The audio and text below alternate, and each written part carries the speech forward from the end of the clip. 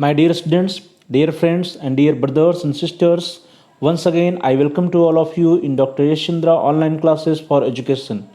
मेरे प्रिय विद्यार्थियों, प्यारे भाई और बहनों, प्यारे साथियों, प्यारे मित्रों, पिछली कुछ कक्षाओं से हम सभी लोग राष्ट्रीय शिक्षा नीति 2020 के बारे में पढ़ रहे हैं और जिसके अंतर्गत हम सभी लोगों ने सबसे पहले स्कूल एजुकेशन के बारे में पढ़ा था और उसके उपरांत हम सभी लोगों ने हायर एजुकेशन के बारे में चर्चा करना प्रारंभ किया था। उच्चतर शिक्षा के संबंध में हम सभी लोगों ने अभी तक पिछले कुछ वीडियोज़ में भारतीय उच्चतर शिक्षा व्यवस्था हेतु एक नया और भविष्योन्मुखी दृष्टिकोण इसके बारे में चर्चा कर लिए हैं। उसके बाद संस्थागत पुनर्गठन और समेकन के बारे में चर्चा किया था हम लोगों ने। उसके उपरांत हम सभी लोगों ने समग्र और बहुविषयक शिक्षा की ओर इस हेडिंग के बारे में चर्चा किया। नेक्स्ट इसके बाद सीखने के लिए अनुकूलतम वातावरण व छात्रों को सहयोग, इसके बारे में क्या कुछ राष्ट्रीय शिक्षा नीति 2020 में कहा गया है उसके बारे में हम लोग चर्चा कर चुके हैं पिछले कुछ वीडियोज़ में। उसके उपरांत हम सभी लोगों ने प्रेरित, सक्रिय और सक्षम संकाय के बारे में चर्चा किया और फिर हम सभी लोगों ने उच्चतर शिक्षा में समता और समावेश की बात की। उसके उपरांत हम सभी लोगों ने टीचर एजुकेशन या शिक्षक शिक्षा के बारे में चर्चा किया और उसके उपरांत जो हम लोगों की क्लास थी, जो वीडियो था प्रिय विद्यार्थियों, उसमें हम सभी लोगों ने व्यावसायिक शिक्षा का नवीन आकल्पन इसके बारे में चर्चा किया और उसके उपरांत हम सभी लोगों ने नवीन राष्ट्रीय अनुसंधान फाउंडेशन या जिसको हम लोग नेशनल रिसर्च फाउंडेशन कहते हैं, इसके बारे में चर्चा किया है। इसी सीरीज में प्रिय विद्यार्थियों आज की क्लास में हम सभी लोग चर्चा करेंगे इस वीडियो के अंतर्गत कि उच्चतर शिक्षा की नियामक प्रणाली में आमूलचूल परिवर्तन के अंतर्गत राष्ट्रीय शिक्षा नीति 2020 में क्या कुछ कहा गया है। तो प्रिय विद्यार्थियों, प्यारे भाई और बहनों, प्यारे साथियों, प्यारे मित्रों, चलिए हम लोग स्टार्ट करते हैं और देखते हैं कि राष्ट्रीय शिक्षा नीति 2020 या नेशनल एजुकेशन पॉलिसी या न्यू एजुकेशन पॉलिसी 2020 में transforming the regulatory system of higher education या जिसको हम लोग कह रहे हैं कि उच्चतर शिक्षा में की नियामक प्रणाली में आमूलचूल परिवर्तन, इसके अंतर्गत क्या कुछ बातें राष्ट्रीय शिक्षा नीति 2020 में की गई हैं।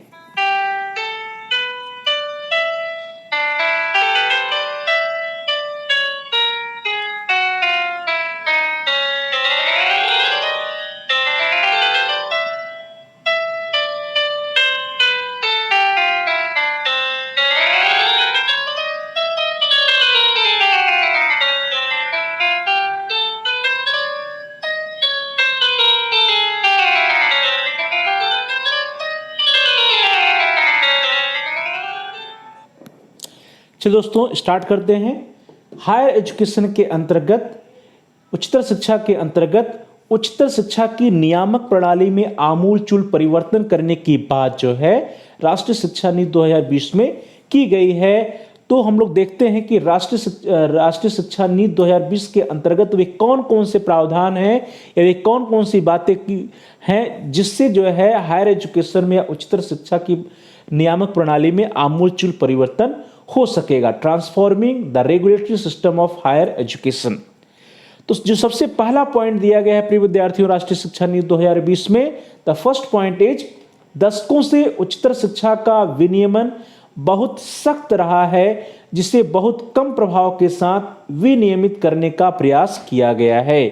तो प्रिय विद्यार्थियों सबसे पहले तो बात यह की गई है राष्ट्रीय शिक्षा नीति 2020 में कि वर्तमान से पहले अर्थात जहां कहा गया है कि दशकों से जो हमारा हायर एजुकेशन का विनियमन रहा है, जो हायर एजुकेशन का प्रिय विद्यार्थियों जो रेगुलेशन रहा है वो क्या रहा है, बहुत ही सख्त रहा है और जिसे बहुत कम प्रभाव के साथ विनियमित करने का प्रयास किया गया। तो सबसे पहले तो बात की गई कि जो हायर एजुकेशन का रेगुलेशन रहा है वो क्या रहा है, अभी से पहले बहुत ही क्या रहा है, वो हैवी हैंडेड रहा है, बहुत ही वो जो है जो रेगुलेशन रहा है वो क्या रहा है, बहुत ही सख्त रहा है जिसको हम लोग हैवी हैंडेड कहते हैं।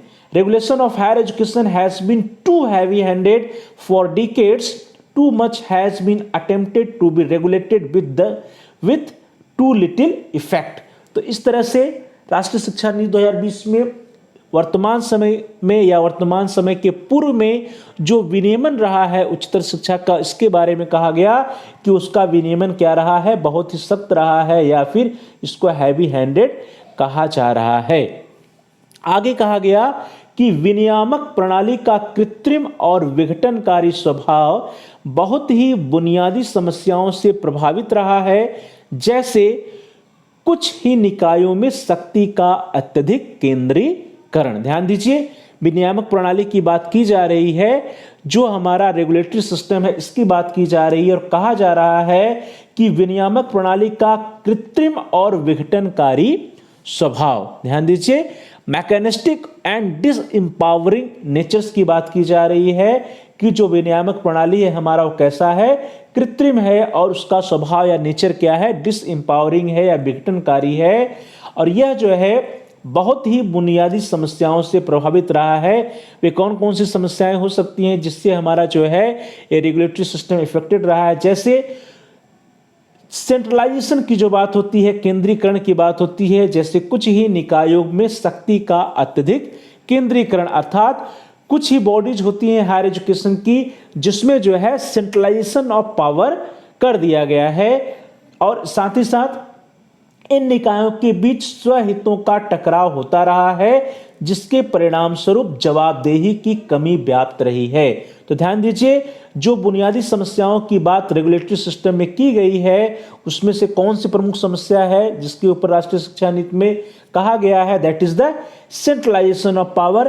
कहा गया कि कुछ ही निकायों में शक्ति की अत्यधिक केंद्रीकरण किया गया है, और साथ ही साथ जो ये बॉडीज हैं इन निकायों के बीच स्वहितों का टकराव भी होता रहा है, अर्थात ये जो भी बॉडीज हैं ये सभी बॉडीज या निकाय आपस में इनके बीच में कॉन्फ्लिक्ट्स भी होते रहे हैं, टकराव भी होते रहे हैं, और जिसके परिणाम स्वरूप जिसका क्या रिजल्ट रहा है, जिसके परिणाम स्वरूप जो अकाउंटेबिलिटी होती है, जवाबदेही होती है, इसकी अकाउंटेबिलिटी में लैकनेस आ रहा है, जवाबदेही की कमी जो है हायर एजुकेशन की रेगुलेटरी सिस्टम या विनियामक प्रणाली में व्याप्त है। The mechanistic and disempowering nature of the regulatory system has been rife with very basic problems. ध्यान दीजिए, यहां पे स्पष्ट रूप से कहा गया कि जो मैकेनिस्टिक और डिसएम्पावरिंग नेचर है हमारे रेगुलेटरी सिस्टम का, हायर एजुकेशन रेगुलेटरी सिस्टम का, इसकी कुछ बेसिक प्रॉब्लम्स हैं, जैसे such a heavy concentration of power within few bodies. ध्यान दीजिए, सिर्फ फ्यू बॉडीज या कुछ ही निकायों में, कुछ ही बॉडीज में जो पावर है वो कंसंट्रेटेड हो जा रहा है, जिसको हम लोग सेंट्रलाइजेशन कहते हैं। तो सेंट्रलाइजेशन की प्रॉब्लम है, जिसकी वजह से conflicts of interest among these bodies, जिसकी वजह से ये जो भी निकाय हैं, ये जो भी बॉडीज हैं, इनके बीच में कॉन्फ्लिक्ट्स होते रहते हैं, इनके बीच में आपस में क्या है, इनके बीच में टकराव होता रहता है, कॉन्फ्लिक्ट्स होते रहते हैं, और जिसका परिणाम क्या होता है कि जो अकाउंटेबिलिटी होती है उसमें लैकुना हो जाती है, जवाबदेही में कमी आ जाती है। तो इस चीज पर जो है राष्ट्रीय शिक्षा नीति 2020 में ध्यान दिया गया है, इसके बारे में कहा गया है। आगे कहा गया कि उच्चतर शिक्षा क्षेत्र को फिर से सक्रिय करने और इसे कामयाब करने के लिए विनियामक प्रणाली को पूरी तरह से बदलने की आवश्यकता है। ध्यान दीजिए, जैसा कि हम लोगों ने स्टार्ट में ही बात किया कि आमूलचूल परिवर्तन की हम लोग बात करेंगे, फुली ट्रांसफॉर्मेशन की बात करेंगे राष्ट्रीय शिक्षा नीति 2020 के माध्यम से। तो उसमें कहा गया है कि हायर एजुकेशन या उच्चतर शिक्षा क्षेत्र को फिर से सक्रिय करने और इसे कामयाब करने के लिए जो हमारा विनियामक प्रणाली है, जो हमारा रेगुलेटरी सिस्टम है, इसको पूरी तरह से बदलने की आवश्यकता है। तो हायर एजुकेशन का जो रेगुलेटरी सिस्टम है, जो विनियामक प्रणाली है, इसको पूरी तरह से बदलने की आवश्यकता है, क्योंकि यहाँ पे हम लोगों ने देखा कि कुछ जो है बॉडीज हैं, जो कुछ निकाय हैं, जहाँ पे centralisation of higher centralisation of the power हो चुका है, केंद्रीकरण हो चुका है शक्तियों का, और साथ ही साथ इन निकाय या इन बॉडीज के बीच में टकराव भी होते रहते हैं। The regulatory system is in need of a complete overhaul in order to re-energize the higher education sector and enable it to thrive। तो ध्यान दीजिए, सीधे सीधे स्पष्ट रूप से कहा गया कि जो हमारा रेगुलेटरी सिस्टम है, जो हमारा विनियामक प्रणाली है, इसको जो है पूरी तरह से बदलने की आवश्यकता है। There is need of complete overhaul in order to re-energise the higher education sector and enable it to thrive. अर्थात उच्च शिक्षा के क्षेत्र को फिर से सक्रिय करने के लिए, उसे कामयाब बनाने के लिए जो हमारा रेगुलेटरी सिस्टम है उसकी ओवरहॉलिंग की जरूरत है, अर्थात पूरी तरह से उसको बदलने की आवश्यकता राष्ट्रीय शिक्षा नीति 2020 में महसूस की गई। चलिए आगे बढ़ते हैं। द नेक्स्ट पॉइंट, अगला जो बिंदु है राष्ट्रीय शिक्षा नीति 2020 के इस आमूलचूल परिवर्तन के अंतर्गत वो है कि उपर्युक्त मुद्दों को हल करने के लिए उच्चतर शिक्षा की नियामक प्रणाली में यह सुनिश्चित करना होगा कि विनियमन, प्रत्यायन, फंडिंग और शैक्षणिक मानकों के निर्धारण जैसे विशेष कार्य विशिष्ट, स्वतंत्र और सशक्त संस्थाओं या व्यवस्थाओं द्वारा संचालित किए जाएंगे।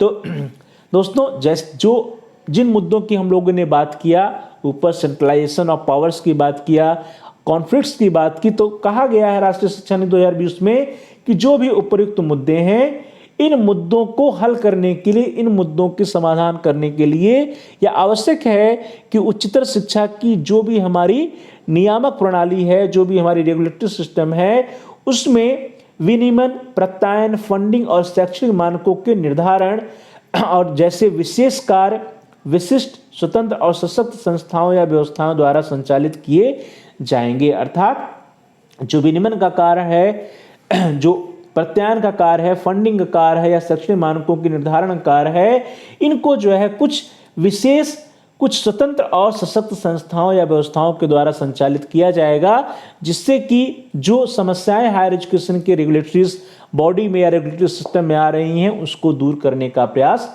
किया जा सके। To address the above mentioned issues, the regulatory system of higher education will ensure that the distinct function of regulation, accreditation, funding and academic standard setting will be performed by distinct, independent and empowered bodies। ध्यान दीजिए कि जो भी मुद्दे हैं, जो भी issues हैं, उन इश्यूज को हल करने के लिए क्या करना है कि कुछ डिस्टिंक्ट अर्थात विशिष्ट, इंडिपेंडेंट अर्थात स्वतंत्र और एम्पावर्ड बॉडीज या सशक्त संस्थाओं या व्यवस्थाओं के द्वारा विनियमन का कार्य अर्थात रेगुलेशन का कार्य, एक्रेडिटेशन या प्रत्यायन का कार्य, फंडिंग का कार्य और एकेडमिक स्टैंडर्ड सेटिंग का कार्य किया जाएगा, जिससे कि जो हायर एजुकेशन की रेगुलेटरी बॉडीज हैं उनमें जो है क्या ना हो सके, उनमें जो है किसी भी प्रकार का विवाद ना हो सके, कॉन्फ्लिक्ट ना आ सके और कोई एक डिस्टिंक्ट, इंडिपेंडेंट और एम्पावर्ड बॉडी या विशिष्ट, स्वतंत्र और सशक्त संस्थान जो है हायर एजुकेशन का विनियमन दैट इज रेगुलेशन, प्रत्यायन दैट इज एक्रेडिटेशन, फंडिंग और साथ ही साथ शैक्षिक मानकों या एकेडमिक स्टैंडर्ड के निर्धारण का कार्य करेगा। यह सिस्टम में चेक एंड बैलेंस बनाने, निकायों के आपसी हितों में टकराव को कम करने और कुछ निकायों में शक्तियों के अत्यधिक केंद्रीकरण को खत्म करने के लिए आवश्यक है। जैसा कि हम लोगों ने पहले भी देखा कि जो मेन प्रॉब्लम है वो क्या है, जो शक्तियों का केंद्रीकरण है, कंसंट्रेशन ऑफ पावर है, तो कंसंट्रेशन ऑफ पावर को खत्म करने के लिए, उसको कम करने के लिए और साथ ही साथ जो भी बॉडीज हैं हायर एजुकेशन रेगुलेटरी सिस्टम के जो भी निकाय हैं उनके आपसी हितों के टकराव को कम करने के लिए, चेक एंड बैलेंस बनाने के लिए जो ये सिस्टम है, जिस सिस्टम के अंतर्गत हम क्या कर रहे हैं, किसी डिस्टिंक्ट, इंडिपेंडेंट और एम्पावर्ड बॉडीज अर्थात विशिष्ट, स्वतंत्र और सशक्त संस्था या व्यवस्था के द्वारा जो है विनियमन, प्रत्यायन, फंडिंग और शैक्षिक मानकों के निर्धारण का कार्य किया जाएगा। उससे क्या होगा कि इन निकायों के बीच में जो आपसी हितों को लेकर के टकराव होते रहते हैं, शक्तियों के अत्यधिक केंद्रीकरण की जो समस्याएं हैं, जो कंसंट्रेशन ऑफ पावर की समस्याएं हैं, जो कॉन्फ्लिक्ट्स ऑफ इंटरेस्ट की समस्याएं हैं, वे दूर हो सकेंगी। This is considered essential to create checks and balance in the system, minimize conflicts of interest and eliminate concentration of power। अर्थात जो कंसंट्रेशन ऑफ पावर है उसको एलिमिनेट करने के लिए, दूर करने के लिए, उसको कम करने के लिए, कॉन्फ्लिक्ट्स ऑफ इंटरेस्ट जो है या निकायों में के आपसी हितों के जो टकराव हैं उनको मिनिमाइज करने के लिए और साथ साथ चेक्स एंड बैलेंस के लिए जो है यह सिस्टम बहुत ही क्या होगा, आवश्यक है। यह सिस्टम बहुत ही उपयोगी होगा।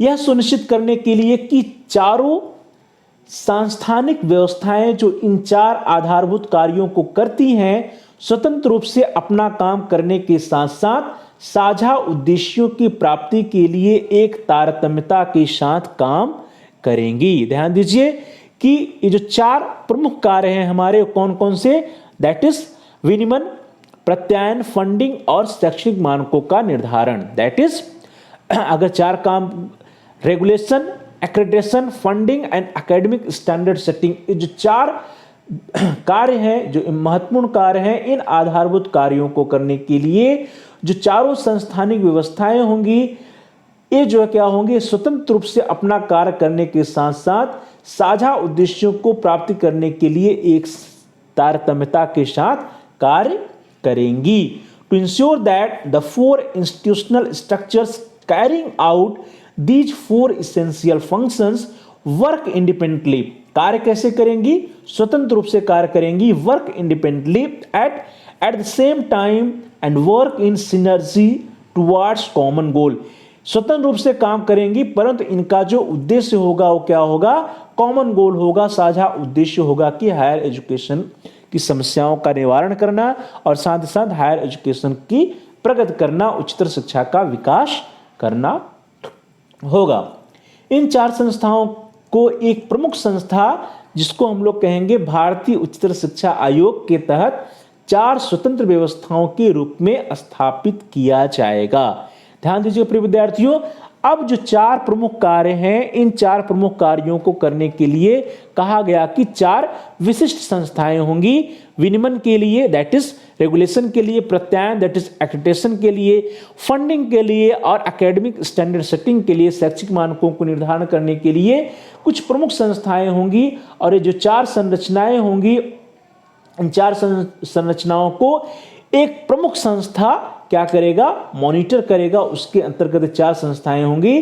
तो इन चार संरचनाओं को एक प्रमुख संस्था जिसका नाम होगा भारतीय उच्चतर शिक्षा आयोग दैट इज HECI के तहत चार स्वतंत्र व्यवस्थाओं के रूप में स्थापित किया जाएगा।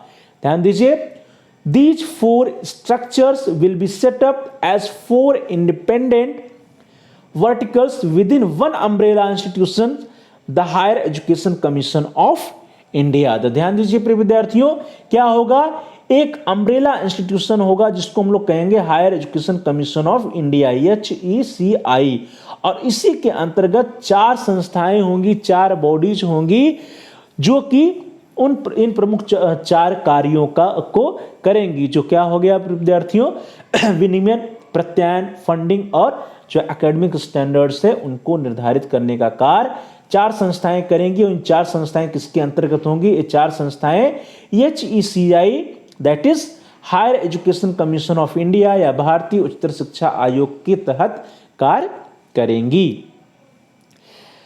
HECI that is higher education commission of India या भारतीय उच्चतर शिक्षा आयोग का पहला जो अंग होगा, फर्स्ट अंग जो होगा वो क्या होगा, राष्ट्रीय उच्चतर शिक्षा विनियामक परिषद दैट इज NHERC होगा।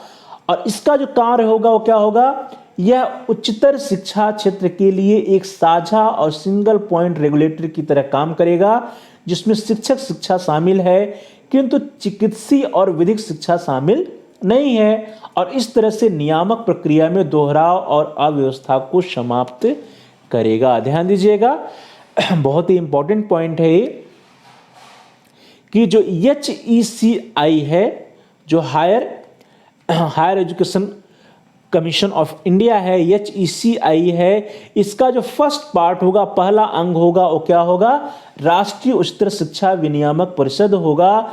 और इसका जो प्रमुख कार्य होगा वो क्या होगा, वह उच्चतर शिक्षा या हायर एजुकेशन के लिए एक साझा और सिंगल पॉइंट रेगुलेटर की तरह काम करेगा।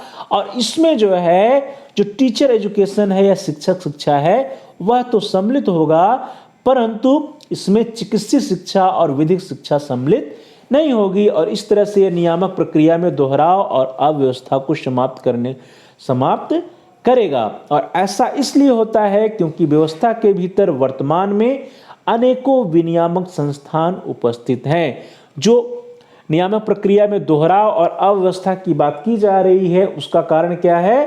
क्योंकि व्यवस्था के भीतर वर्तमान समय में अनेकों विनियामक संस्थान उपस्थित हैं, इसलिए जो HECI के अंतर्गत एक परिषद बनाया जाएगा जिसको क्या कहा जाएगा? राष्ट्रीय उच्चतर शिक्षा विनियामक परिषद, और जो कि उच्चतर शिक्षा के क्षेत्र के लिए एक साझा सिंगल पॉइंट रेगुलेटर की तरह काम करेगा, और इसी के अंतर्गत शिक्षक शिक्षा या टीचर एजुकेशन भी आएगा। The first vertical of HECI will be the national higher education regulatory council, that is NHERC, and it will function as the common single point regulator for the higher education sector including teacher education. तो ये स्पष्ट है कि जो NHERC होगा वो HECI का पहला बॉडी होगा, और ये क्या करेगा? यह जो है यह कॉमन सिंगल पॉइंट रेगुलेटर की तरह कार्य करेगा उच्चतर शिक्षा या हायर एजुकेशन के लिए, और साथ ही साथ टीचर एजुकेशन भी इसमें सम्मिलित होगा, and excluding medical and legal education. और जहां तक कि मेडिकल और लीगल एजुकेशन की बात है तो मेडिकल और लीगल एजुकेशन जो है इस NHERC के अंतर्गत नहीं आएगा, और thus eliminating the duplication of disjunction of regulatory efforts by the multiple regulatory agencies that exist at the current time। जो कि वर्तमान समय में जो मल्टीपल रेगुलेटरी एजेंसीज हैं इनको दूर करके सिर्फ एक ही एजेंसी, एक ही संस्था बनाई जाएगी, जो कि HECI का पहला वर्टिकल होगा। वो क्या होगा? NHERC, that is national higher education regulatory council होगा। चलिए आगे बढ़ते हैं। इस एकल बिंदु विनियमन को सक्षम करने के लिए मौजूदा अधिनियमों की पुनर्संरचना और निरसन और विभिन्न मौजूदा नियामक निकायों के पुनर्गठन की आवश्यकता होगी। तो ये जो सिंगल पॉइंट रेगुलेटरी बॉडी की हम लोग बात कर रहे हैं प्रिय विद्यार्थियों, जिसका क्या नाम है? NHERC है। इसके बारे में कहा जा रहा है कि इस एकल बिंदु विनियमन को सक्षम करने के लिए मौजूदा अधिनियमों की पुनर्संरचना और निरसन तो प्रिय विद्यार्थियों, पुनर्संरचना और निरसन और विभिन्न मौजूदा नियामक निकायों के पुनर्गठन की आवश्यकता होगी। It will require a relook and repealing of existing acts। ध्यान दीजिए, relook and repealing of existing acts and restructuring of various existing regulatory bodies to enable this single point regulation।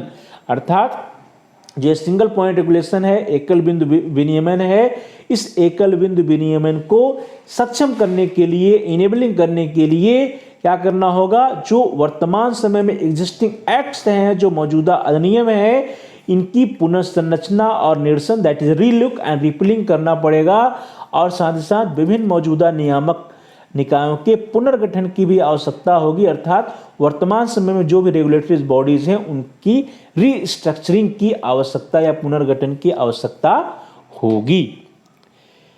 NHERC को लचीले लेकिन सख्त, ध्यान दीजिए, NHERC को लचीले लेकिन सख्त और सुविधात्मक तरीकों से संस्थानों को विनियमित करने के लिए स्थापित किया जाएगा, जिसका अर्थ है कि कुछ महत्वपूर्ण मामलों, विशेष रूप से वित्तीय ईमानदारी, सुशासन और सभी ऑनलाइन और ऑफलाइन वित्त संबंधी मसलों का स्वप्रकटीकरण, ऑडिट प्रक्रियाओं, इंफ्रास्ट्रक्चर, संकाय, कर्मचारी, पाठ्यक्रम और शैक्षिक प्रतिफलों को प्रभावी तरीके से नियंत्रित किया जाएगा। तो ध्यान दीजिए प्रिय विद्यार्थियों, जो हमारा NHERC है वो क्या होगा? वो लचीला होगा लेकिन सख्त होगा। इसको बोलते हैं लाइट बट टाइट, अर्थात लाइट होगा, लचीला होगा, लेकिन सख्त भी होगा, टाइट भी होगा।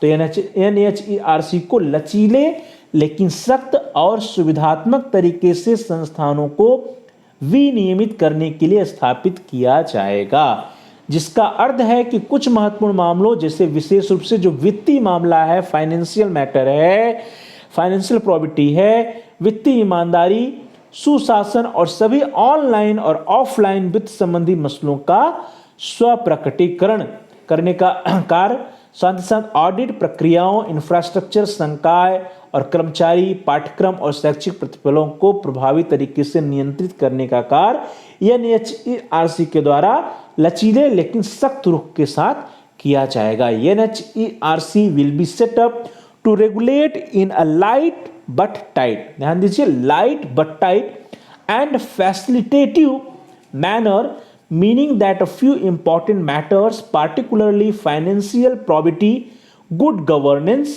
and the full online and offline public self-disclosures of all finances, audits, procedures, infrastructures, faculty, staff, courses, and educational outcomes will be very effectively regulated। तो इस तरह से प्रिय विद्यार्थियों, लचीले लेकिन सख्त, that is light but tight, और सुविधात्मक तरीके से, फैसिलिटेटिव मैनर से जो है ये जितने भी मामले हैं, चाहे वो वित्तीय ईमानदारी का मैटर हो, फाइनेंशियल प्रोबिटी का मैटर हो, गुड गवर्नेंस या सुशासन का मैटर हो, और साथ ही साथ online and offline public disclosures की बात हो, या वित्त संबंधी मसलों के स्वप्रकटीकरण की बात हो, ऑडिट्स की बात हो, प्रोसीजर्स की बात हो, इंफ्रास्ट्रक्चर या फैकल्टी और स्टाफ की बात हो, कोर्सेज या एजुकेशनल आउटकम्स की बात हो, इन सभी पर इफेक्टिवली रूप से रेगुलेशन जो है एनएचईआरसी के द्वारा किया जाएगा। इफेक्टिवली रेगुलेट या नियंत्रित तरीके, प्रभावी तरीके से इनको नियंत्रित करने का प्रयास एनएचईआरसी के द्वारा किया जाएगा। यह सूचना सभी उच्चतर शिक्षा संस्थाओं द्वारा अपनी वेबसाइट पर और सार्वजनिक वेबसाइट जो कि एनएचईआरसी द्वारा संचालित की जाती हैं पर मुहैया करवाई जाएंगी, और समय समय पर इन सूचनाओं को अद्यतन और सटीक रूप से उपलब्ध करवाया जाएगा। ध्यान दीजिए प्रिय विद्यार्थियों, जैसा कि हम लोगों ने अभी जो बात किया, वो क्या बात किया हम लोगों ने कि वित्तीय ईमानदारी, सुशासन, ऑनलाइन ऑफलाइन वित्त संबंधी मसले, स्वप्रकटीकरण, ऑडिट और इंफ्रास्ट्रक्चर, संकाय, कर्मचारी, करिकुलम, इन सभी से रिलेटेड जो भी मैटर हैं, जो भी बातें हैं, इनको जो है सभी हायर एजुकेशन इंस्टीट्यूशन या उच्चतर शिक्षा संस्थान अपनी वेबसाइट पर, सार्वजनिक वेबसाइट जो कि एनएचईआरसी द्वारा संचालित की जाएंगी, वहां पर ये जो है उपलब्ध कराएंगे, मुहैया कराएंगे, और साथ ही साथ समय समय पर इन सूचनाओं को अपडेट भी करते रहेंगे, इन सूचनाओं को अद्यतन भी करते रहेंगे।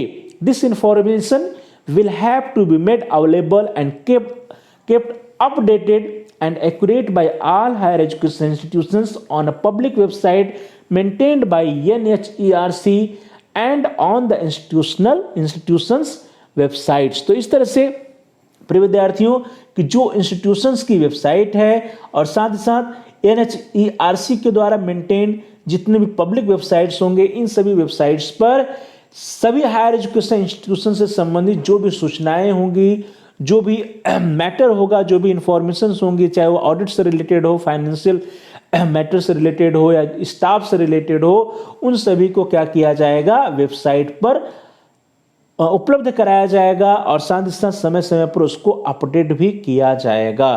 तो जिससे कि पब्लिक सेक्टर में सार्वजनिक वेबसाइटों के द्वारा जो है लोगों को इन इंस्टीट्यूशंस के बारे में सही रूप से, सटीक रूप से पता चल सके। सार्वजनिक की गई सूचनाओं से संबंधित हितधारकों और अन्य लोगों द्वारा किसी भी शिकायत या गुहार को एनएचईआरसी द्वारा सुना जाएगा और इसका हल किया जाएगा। देखिए, और बहुत अच्छी बात है वो क्या है कि जो मैटर्स या जो भी सार्वजनिक की गई सूचनाएं होंगी, उन सूचनाओं से संबंधित जो हितधारक होंगे, जो स्टेक होल्डर्स होंगे, यदि उनके समक्ष या उनको कोई समस्या होगी या उनकी कोई शिकायत होगी, तो उनकी शिकायत या गुहार जो है कहाँ सुनी जाएगी, वो एनएचईआरसी द्वारा सुना जाएगा और उन शिकायतों का समाधान भी किया जाएगा, अर्थात जो उनकी गुहार होंगी उसका हल भी निकालने का प्रयास एनएचईआरसी के द्वारा किया जाएगा। एनी कंप्लेंट्स और grievances from stakeholders and others arising out of the information placed in public domain shall be adjudicated by NHERC। अर्थात जो हमारे स्टेक होल्डर्स हैं, जो हमारे हितधारक हैं, इनके समक्ष या इनकी कोई शिकायत होगी, हितधारकों की या अन्य लोगों की कोई शिकायत होगी, कोई कंप्लेंट्स होगा या कोई ग्रीवेंस होगी, कोई गुहार होगी, तो इसको एनएचईआरसी के द्वारा सुना जाएगा और उन समस्याओं का, उन शिकायतों का निवारण भी करने का प्रयास एनएचईआरसी के द्वारा किया जाएगा। एक निश्चित समय अंतराल पर प्रत्येक उच्चतर शिक्षा संस्थान में रैंडम तरीके से दिव्यांग छात्रों सहित चुने गए छात्रों के मूल्यवान फीडबैक ऑनलाइन लिए जाएंगे। ध्यान दीजिए, अब यहां पर जो है फीडबैक की बात की जा रही है, और फीडबैक किससे? Feedback from the students. कहा जा रहा है कि समय समय पर टाइम इंटरवल पर, एक निश्चित टाइम इंटरवल पर जो है, एक निश्चित समय अंतराल पर प्रत्येक उच्चतर शिक्षा संस्थान में रेंडमली, अर्थात रैंडम रूप से, रैंडम तरीके से जो वहां पर दिव्यांग छात्र होंगे, तो इन दिव्यांग छात्रों से चुने गए छात्रों के मूल्यवान फीडबैक ऑनलाइन लिए जाएंगे। अर्थात छात्रों के द्वारा फीडबैक लिए जाएंगे संस्थान के द्वारा, और उन छात्रों में जो हमारे उस संस्थान के दिव्यांग छात्र होंगे या डिफरेंटली एबल्ड स्टूडेंट्स होंगे, वे भी सम्मिलित होंगे। अर्थात वे भी अपना जो है फीडबैक समय समय पर एनएचईआरसी को दे पाएंगे।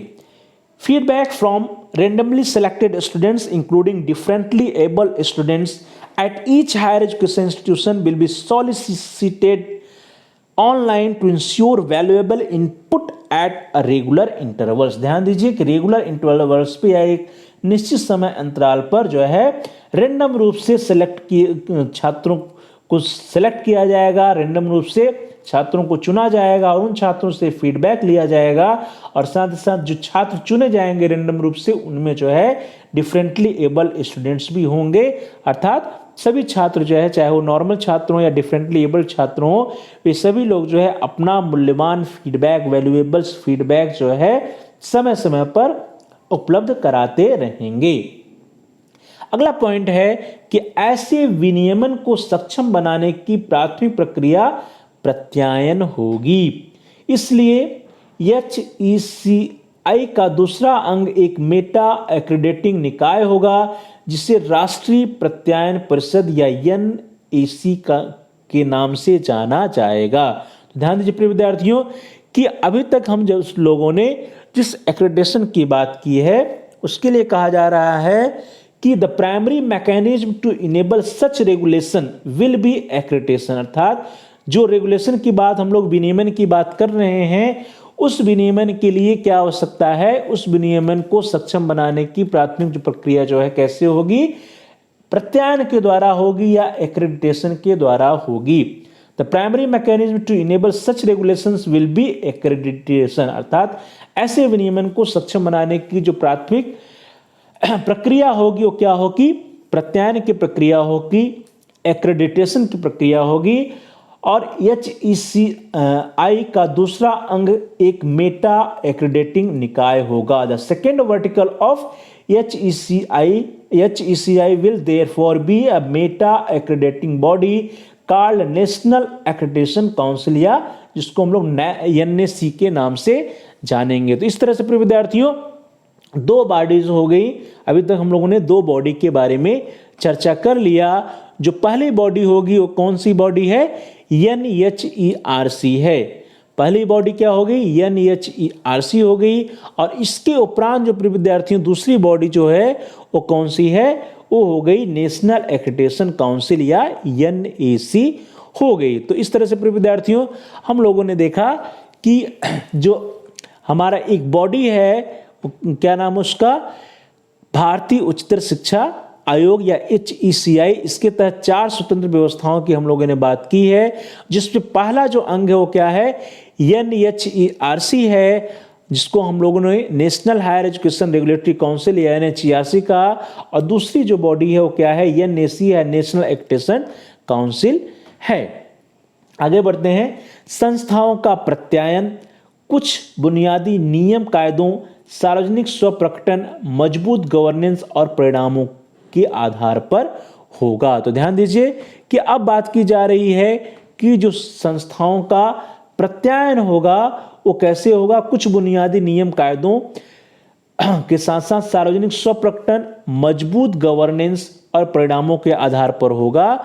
और साथ ही साथ यह पूरी प्रक्रिया मान्यता देने वाले संस्थानों के एक स्वतंत्र समूह द्वारा पूरी की जाएगी और एनएसी द्वारा इस सब की निगरानी की जाएगी और इसका संचालन किया जाएगा। तो दोस्तों अब बात की जा रही है कि जो एक्रेडिटेशन होगा, जो प्रत्यायन होगा, इन संस्थाओं का जो प्रत्यायन होगा वो मुख्यतः कुछ बुनियादी जो नियम कायदे जो होंगे, जो बेसिक नॉर्म्स होंगे, उन बेसिक नॉर्म्स का पालन करते हुए, नियम कायदों का पालन करते हुए इनको जो है एक्रेडिटेशन दिया जाएगा या इनको प्रत्यायन दिया जाएगा। और साथ ही साथ सार्वजनिक स्वप्रकटन, मजबूत गवर्नेंस और परिणामों के आधार पर इन संस्थाओं का एक्रेडिटेशन या प्रत्यायन किया जाएगा। साथ ही साथ पूरी प्रक्रिया जो होगी वो मान्यता देने वाले संस्थाओं के एक स्वतंत्र समूह द्वारा पूरी की जाएगी। अर्थात जो पूरी प्रक्रिया होगी एक्रेडिटेशन को किसके द्वारा किया जाएगा? एक independent ecosystem of accrediting institution होगा। इसके द्वारा जो इंडिपेंडेंट सिस्टम होगा, इसके द्वारा जो है एक्रेडिटेशन की पूरी प्रक्रिया की जाएगी। परंतु इस पूरी प्रक्रिया की निगरानी किसके द्वारा किया जाएगा? इस पूरी प्रक्रिया की निगरानी एनएसी के द्वारा किया जाएगा। तो प्रिय विद्यार्थियों, इस तरह से जो हमारा एनएसी होगा, नेशनल एक्रेडिटेशन काउंसिल होगा, वो क्या करेगा? वो निगरानी करने का कार्य एनएसी के द्वारा किया जाएगा। और एक्रेडिटेशन की जो प्रक्रिया है वो पूरी तरह से independent ecosystem of accrediting institution के द्वारा किया जाएगा। Accreditation of institutions will be based primarily on the basic norms, public self-disclosures, good governance and outcomes, and it will be carried out by an independent ecosystem of accrediting institutions supervised and overseen by NAC। तो ध्यान दीजिए प्रिय विद्यार्थियों, accreditation of institution will be based primarily on basic norms, अर्थात जो हमारे basic नाम है, जो बुनियादी नॉर्म्स हैं, जो कुछ कायदे कानून हैं, उन कायदे कानून के द्वारा किया जाएगा। पब्लिक सेल्फ डिस्क्लोजर्स अर्थात सार्वजनिक स्व प्रकटन के द्वारा, साथ ही साथ गुड गवर्नेंस और आउटकम्स अर्थात मजबूत गवर्नेंस और परिणामों के आधार पर एक्रेडिटेशन या प्रत्यायन की प्रक्रिया की जाएगी। और साथ ही साथ and it will be carried out by an independent ecosystem. ध्यान दीजिए किसके द्वारा किया जाएगा? इंडिपेंडेंट इकोसिस्टम या एक स्वतंत्र समूह के द्वारा किया जाएगा। Independent ecosystem of accrediting institution supervised and overseen by NAC. और इस पूरी प्रक्रिया का सुपरविजन किसके द्वारा किया जाएगा? नेशनल एक्रेडिटेशन काउंसिल या एनएसी के द्वारा किया जाएगा। एनएसी द्वारा एक समुचित संस्था में संस्थानों को मान्यता देने के अधिकार हेतु कार्य किए जाएंगे और कम समय में ही ग्रेडेड मान्यता देने के लिए एक मजबूत प्रणाली को स्थापित किया जाएगा। ध्यान दीजिए, कहा जा रहा है कि एनएसी जो है, नेशनल एक्रेडिटेशन काउंसिल जो है, इसके द्वारा एक समुचित संख्या में संस्थानों को मान्यता देने के अधिकार हेतु कार्य किए जाएंगे। अर्थात जो मान्यता देना है वो एक समुचित संख्या में दिया जाएगा, साथ ही कम समय में ही ग्रेडेड मान्यता देने के लिए एक मजबूत प्रणाली को स्थापित किया जाएगा। कि जो मान्यता देने का कार्य है वो उसमें कम समय लगे, ग्रेडेड मान्यता देने की प्रक्रिया के लिए एक मजबूत प्रणाली का भी विकास किया जाएगा, एक मजबूत प्रणाली भी स्थापित की जाएगी जो सभी उच्चतर शिक्षा संस्थानों द्वारा स्वायत्तता, स्वप्रशासन और गुणवत्ता के तय मानकों को हासिल करने के लिए चरणबद्ध बेंचमार्क तय करेगी। ध्यान दीजिए कि कम समय में ही, शॉर्ट टर्म में ही जो है उच्चतर शिक्षा संस्थानों के द्वारा स्वायत्तता अर्थात ऑटोनॉमी की बात की जा रही है कि स्वायत्तता के लिए और साथ ही साथ स्वप्रशासन और गुणवत्ता के तय मानकों को हासिल करने के लिए चरणबद्ध तरीके से बेंचमार्क तय करने का कार्य भी इसके द्वारा किया जाएगा। The task to function as a recognised accreditor shall be awarded to an appropriate number of institutions by NAC. अर्थात एनएसी द्वारा एक समुचित संख्या में संस्थानों को मान्यता देने के अधिकार हेतु कार्य किए जाएंगे। The task to functions as recognised accreditor shall be awarded to an appropriate number of institution by NAC. यहाँ ध्यान दीजिए, एप्रोप्रिएट नंबर की बात की जा रही है, अर्थात समुचित संख्या में संस्थानों को मान्यता देने की बात की जा ही रही है। और साथ ही in the short term a robust system of graded accreditation shall be established, एक मजबूत प्रणाली या रोबस्ट सिस्टम जो है क्या किया जाएगा, उसको स्थापित किया जाएगा। एक मजबूत प्रणाली या रोबस्ट सिस्टम को एस्टेब्लिश किया जाएगा जो कि एक्रेडिटेशन का कार्य करेगी, which will specify phased benchmark for all higher education institutions to achieve set levels of quality, self governance and autonomy। अर्थात चाहे वो सेल्फ क्वालिटी की बात हो, सेल्फ गवर्नेंस की बात हो या ऑटोनॉमी की बात हो, इन सबसे रिलेटेड जो बेंचमार्क होंगे, इन बेंचमार्क का निर्धारण या चरणबद्ध तरीके से बेंचमार्क को तय करने का कार्य जो है इस संस्था के द्वारा किया जाएगा। परिणाम स्वरूप सभी उच्चतर शिक्षा संस्थान अपनी अपनी संस्थान विकास योजना, दैट इज आईडीपी, ध्यान दीजिएगा एक नई बात है, आईडीपी के जरिए अगले 15 वर्षों में मान्यता के उच्चतम स्तर को प्राप्त करने के उद्देश्य तय करेंगे और इस तरह ये संस्थान एक स्वसंचालित डिग्री प्रदान करने वाले संस्थानों क्लस्टर की तरह बनने के लिए प्रतिबद्ध बनेंगे। ध्यान दीजिए प्रिय विद्यार्थियों, आगे चलकर यह प्रक्रिया वैश्विक मानकों के अनुसार एक द्विआधारी प्रक्रिया बन जाएगी। ध्यान दीजिए, कहा जा रहा है कि परिणाम स्वरूप सभी उच्चतर शिक्षा संस्थान अपनी अपनी संस्थान विकास योजना या आईडीपी, जिसको हम लोग इंस्टीट्यूशनल डेवलपमेंट प्लान कह रहे हैं, तो अपने अपने जो सभी संस्थान जो है संस्थान विकास योजना या इंस्टीट्यूशन डेवलप प्लान के जरिए अगले 15 वर्षों में, 15 वर्ष का समय दिया जा रहा है कि अगले 15 वर्षों में मान्यता के उच्चतम स्तर को प्राप्त करने के उद्देश्य तय करेंगे। अर्थात वे अपने ऑब्जेक्टिव डिसाइड करेंगे, अपने जो है एम्स डिसाइड करेंगे और साथ ही साथ इस तरह से ये संस्थान एक स्वसंचालित डिग्री प्रदान करने वाले संस्थानों या क्लस्टर की तरह बनने के लिए प्रतिबद्ध बनेंगे। अर्थात अगले 15 वर्षों में ये सभी संस्थान जो है एक स्वसंचालित डिग्री प्रदान करने वाले और संस्थान या क्लस्टर की तरह बनने के लिए प्रतिबद्ध होंगे और साथ ही साथ आगे चल करके यह प्रक्रिया वैश्विक मानकों के अनुसार एक द्विआधारी प्रक्रिया बन जाएगी। अर्थात क्या हो जाएगा, बाइनरी प्रोसेस के रूप में यह विकसित हो जाएगा, द्विआधारी प्रक्रिया के रूप में यह विकसित हो जाएगी। In turn all higher education institutions will aim through their institutional development plans to attain the highest level of accreditation over the next 15 years। ध्यान दीजिए कि next 15 years या अगले 15 वर्षों में क्या करेंगे, वे अपना इंस्टीट्यूशनल डेवलपमेंट प्लान्स या संस्थान विकास योजना बनाएंगे और उसके द्वारा जो है उच्चतम स्तर को प्राप्त करने का उद्देश्य वे निर्धारित करेंगे and thereby eventually aim to function as self governing degree granting institution और क्लस्टर। इस तरह से संस्थान जो है एक self governing degree granting institution या क्लस्टर्स के रूप में अपने आप को इवॉल्व करेंगे। अर्थात स्वसंचालित डिग्री प्रदान करने वाले संस्थान या क्लस्टर की तरह बन करके उभरेंगे। अर्थात जो भी संस्थान है, कॉलेज हैं, वे सभी क्या हो जाएंगे, सेल्फ गवर्निंग या स्वसंचालित डिग्री प्रदान करने वाले इंस्टीट्यूशन के रूप में विकसित होंगे। In the long run accreditation will become a binary process as per the extant global practice। अर्थात आगे चलकर ये जो प्रक्रिया है यह क्या हो जाएगी, वैश्विक मानकों के अनुसार बाइनरी हो जाएगी, बाइनरी प्रोसेस या द्विआधारी प्रक्रिया बन जाएगी।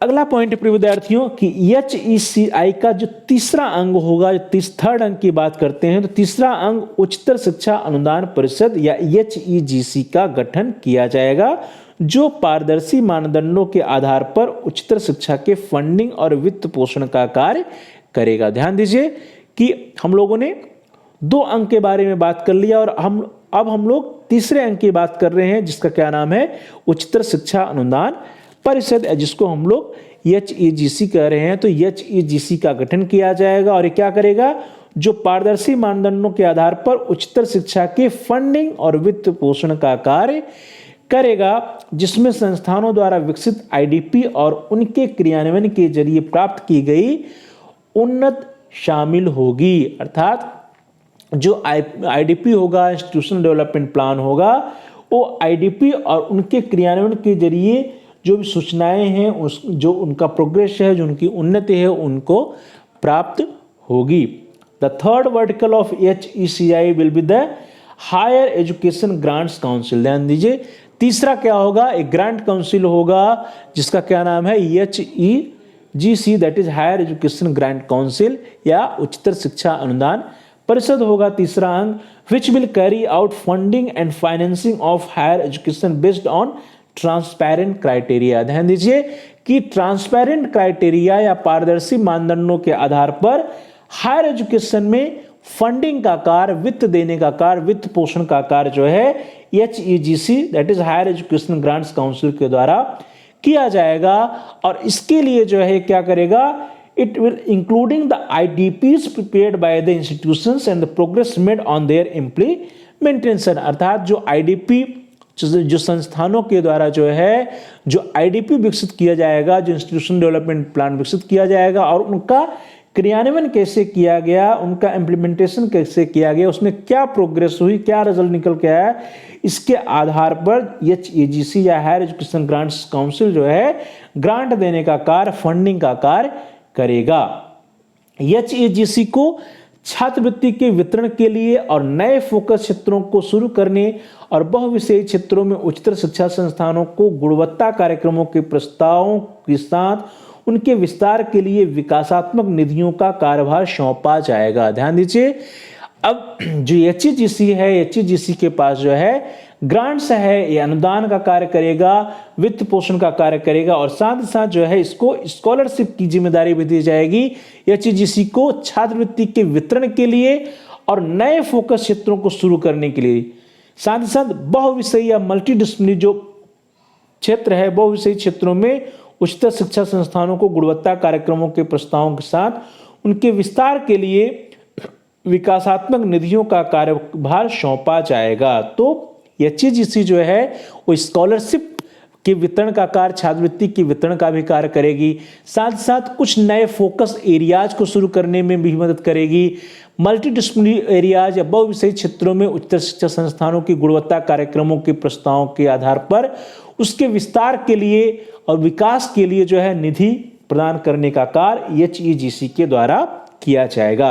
HEGC will be interested with the disbursement of scholarship and developmental funds for launching new focus areas and expanding quality program offering at higher education institutions across disciplines and fields। तो ध्यान दीजिए, HEGC क्या है, it will be interested with the disbursement of scholarship, अर्थात जो छात्रवृत्ति है, scholarship है, इसके डिसबर्समेंट या इसके वितरण का कार्य करेगी and developmental funds for launching new focus areas, अर्थात न्यू फोकस एरियाज या नए फोकस क्षेत्रों को स्टार्ट करने के लिए फंड्स देगी। साथ ही साथ एक्सपेंडिंग क्वालिटी प्रोग्राम, और जो क्वालिटी प्रोग्राम होंगे वह विशेष क्षेत्रों में गुणवत्ता कार्यक्रमों को विकास के लिए भी, विस्तार के लिए भी फंड्स प्रदान करने का कार्य करेगी। तो expanding quality program offering at higher education institutions across discipline and fields, अर्थात सभी जो है जो बहुविषयी या मल्टीडिसिप्लिनरी अर्थात अक्रॉस डिसिप्लिन अर्थात सभी विषयों या बहुविषयी या अंतर विषय जिसको हम लोग कहते हैं, उसके साथ साथ सभी क्षेत्रों में विस्तार के लिए फंड प्रदान करने का कार्य HEGC के द्वारा किया जाएगा। अगला जो चौथा स्तंभ है, जो चौथा भाग है, जो चौथा अंग है, वो दैट इज HECI का चौथा विभाग सामान्य शिक्षा परिषद या GEC होगा और यह उच्चतर शिक्षा कार्यक्रमों के लिए अपेक्षित परिणाम तय करेगा जिन्हें स्नातक परिणामों के नाम से जाना जाएगा। तो प्रिय विद्यार्थियों, जो HECI है उसका जो फोर्थ वर्टिकल होगा, जो चौथा विभाग होगा, वो क्या होगा, वो होगा जनरल एजुकेशन काउंसिल या सामान्य शिक्षा परिषद, जिसको हम लोग GEC भी कहेंगे। तो सामान्य शिक्षा परिषद या GEC जो है वो चौथा विभाग है और यह उच्चतर शिक्षा कार्यक्रमों के लिए अपेक्षित परिणाम तय करेगा, जिससे हम लोग क्या कहेंगे, जिससे हम लोग स्नातक परिणाम के नाम से जानेंगे। The fourth vertical of HECI will B the General Education Council, that is GEC, which will frame expected learning outcomes for higher education programs, also referred to as graduate attributes, अर्थात स्नातक परिणाम या ग्रेजुएट एट्रीब्यूट्स के नाम से जो अपेक्षित परिणाम होंगे उसको जो है जीईसी या सामान्य शिक्षा परिषद के द्वारा निर्धारित किया जाएगा। तो इस तरह से विद्यार्थियों HECI का जो चौथा अंग है, जो फोर्थ वर्टिकल है, वो क्या है? जीईसी है, सामान्य शिक्षा परिषद है, और यह उच्चतर शिक्षा कार्यक्रमों के लिए अपेक्षित परिणाम तय करने का कार्य करेगा, जिससे हम लोग स्नातक परिणाम या ग्रेजुएट एट्रीब्यूट्स के नाम से जानेंगे।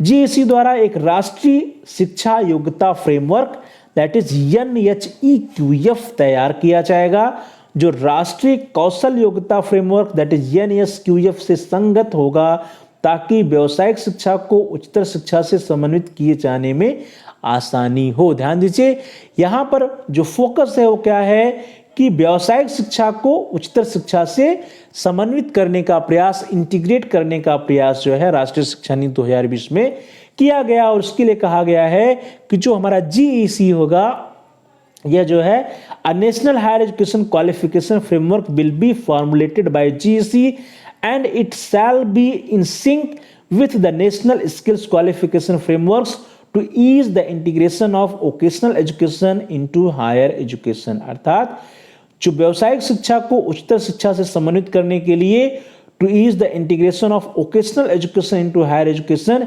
इसके लिए प्रिय विद्यार्थियों क्या होगा? एक NHEQF बनेगा। NHEQF that is national higher education qualification framework बनाया जाएगा। और यह क्या होगा? राष्ट्रीय कौशल योग्यता फ्रेमवर्क, या जिसको हम लोग NSQF कह रहे हैं, नेशनल स्किल्स क्वालिफिकेशन फ्रेमवर्क, इसके साथ समन्वय में होगा, संगत में होगा, सिंक्रोनाइज्ड होगा, जिससे कि हम जो है वोकेशनल एजुकेशन और उसके साथ जो है हायर एजुकेशन या व्यावसायिक शिक्षा के साथ जो है उच्चतर शिक्षा को समन्वित कर सकें, इंटीग्रेट कर सकें। तो फिर विद्यार्थी इस तरह जो जीईसी है वो क्या करेगा? एक NHEQF बनाएगा, जिसका नाम क्या होगा? National higher education qualification framework will be formulated by the GEC and it shall be in sync with the national skill qualifications framework। अर्थात जो NSQF है इसके साथ क्या होगा? यह सिंक होगा, संगत होगा, जिससे कि हम जो व्यावसायिक शिक्षा है, इस व्यावसायिक शिक्षा को या इस वोकेशनल एजुकेशन को हायर एजुकेशन के साथ इंटीग्रेट कर सकें। इस तरह के सीखने के परिणामों के संदर्भ में NHEQF द्वारा अग्रणी उच्चतर शिक्षा योग्यता का निर्देशन किया जाएगा, जो एक डिग्री, डिप्लोमा या प्रमाण पत्र के रूप में होगा। तो प्रिय विद्यार्थियों, जो national higher education qualification framework है, ये क्या करेगा? इस सीखने के परिणामों के संदर्भ में NHEQF द्वारा अग्रणी उच्चतर शिक्षा योग्यता का निर्देशन किया जाएगा, जो क्या होगा? एक डिग्री के रूप में, डिप्लोमा या प्रमाण पत्र के रूप में होगा। Higher education qualification leading to a degree, diploma, certificate shall be described by the NHEQF in terms of such learning outcomes. अर्थात जो NHEQF है, national higher education qualification framework है, वो क्या करेगा? सीखने के परिणामों के संदर्भ में एक डिग्री या डिप्लोमा या प्रमाण पत्र के रूप में जो है उस शिक्षा योग्यता का निर्धारण करेगा। Higher education qualifications leading to a degree, diploma, certificate shall be described by the NHEQF in terms of such learning outcomes. अर्थात जो लर्निंग आउटकम्स हैं, जो सीखने के परिणाम है, उनको जो है डिस्क्राइब करने के लिए कोई डिग्री या डिप्लोमा या सर्टिफिकेट या प्रमाण पत्र के रूप में उसका जो है निर्धारण NHEQF के द्वारा किया जाएगा कि कितना कोर्स करने के बाद डिग्री मिल जाएगा, कितने के बाद डिप्लोमा मिल जाएगा और कितने के बाद सर्टिफिकेट या प्रमाण पत्र मिलेगा। इसके अलावा जीईसी NHEQF के माध्यम से क्रेडिट ट्रांसफर, समानक आदि मुद्दों के लिए समान रूप और सुविधाजनक मानदंड स्थापित करेगा। प्रिय विद्यार्थियों, हम लोगों ने राष्ट्रीय शिक्षा नीति 2020 में क्रेडिट के बारे में भी चर्चा किया, तो क्रेडिट ट्रांसफर की भी व्यवस्था जीईसी के द्वारा की जाएगी। अर्थात जो जनरल एजुकेशन काउंसिल होगा, जो सामान्य शिक्षा परिषद होगा, यह जो है NHEQF that is national higher education qualification framework के माध्यम से क्रेडिट ट्रांसफर, ध्यान दीजिए, क्रेडिट ट्रांसफर और उसके साथ साथ ही क्रेडिट ट्रांसफर के साथ साथ ही इक्विवेलेंसी या समानक आदि मुद्दों के लिए समान रूप और सुविधाजनक मानदंड स्थापित करेगा। अर्थात जो समानक है वो यह है कि कोई दो यूनिवर्सिटीज है तो दोनों यूनिवर्सिटीज के जो क्रेडिट है क्या वे बराबर है, किस यूनिवर्सिटी के क्रेडिट को कौन सा यूनिवर्सिटी जो है एक्सेप्ट करेगा, किसको मानेगा, किस कॉलेज के क्रेडिट को कोई यूनिवर्सिटी मानेगा, इसके लिए जो है इक्विवेलेंस या समानक के निर्धारण करने का कार्य और साथ ही साथ क्रेडिट ट्रांसफर का जो कार्य है वो जीईसी और एनएचईक्यूएफ के द्वारा किया जाएगा। कोई मानदंड निर्धारित किए जाएंगे जिससे कि क्या हो सके, इक्विवेलेंस आ सके और क्रेडिट ट्रांसफर किया जा सके।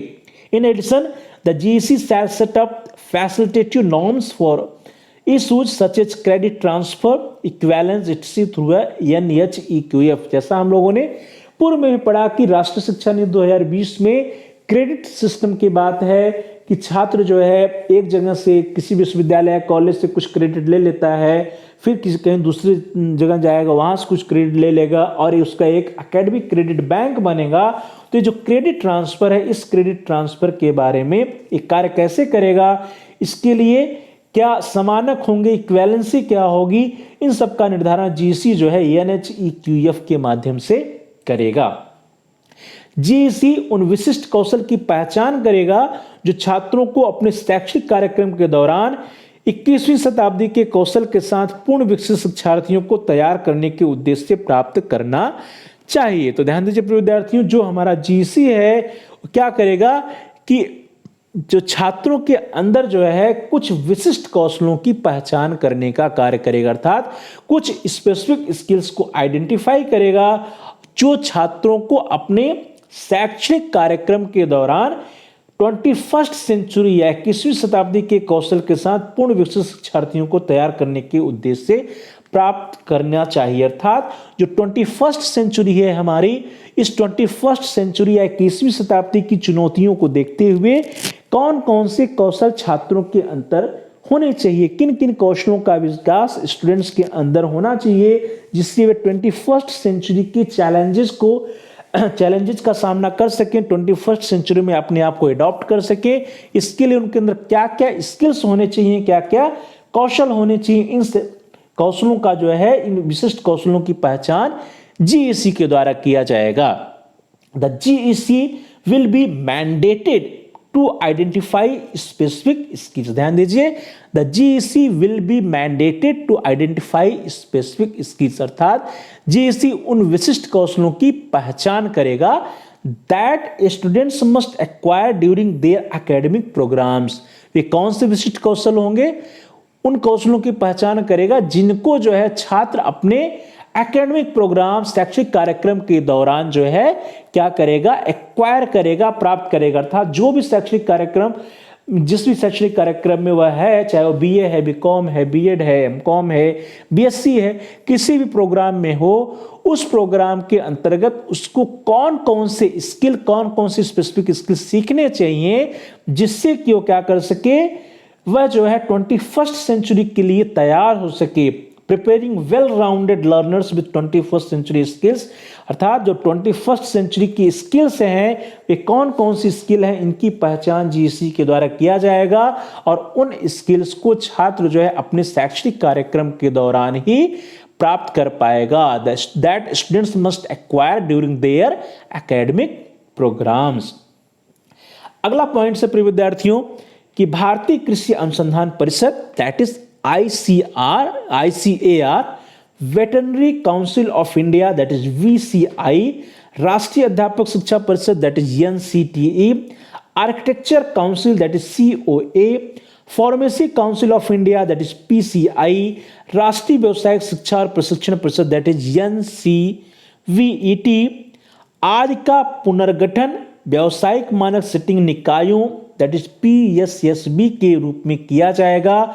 वे उच्चतर शिक्षा प्रणाली में एक महत्वपूर्ण भूमिका निभाएंगे और उन्हें जीईसी के सदस्य बनने के लिए आमंत्रित किया जाएगा। तो प्रिय विद्यार्थियों ध्यान दीजिए कि जो हमारा जीईसी है, इस जीईसी का सदस्य बनने के लिए जो है चाहे वो ICAR हो, चाहे वो VCI हो, चाहे NCTE हो, चाहे COA हो, चाहे PCI हो, चाहे NCVET हो, इन सभी को जो है जीईसी का एक सदस्य बनाने का प्रयास किया जाएगा।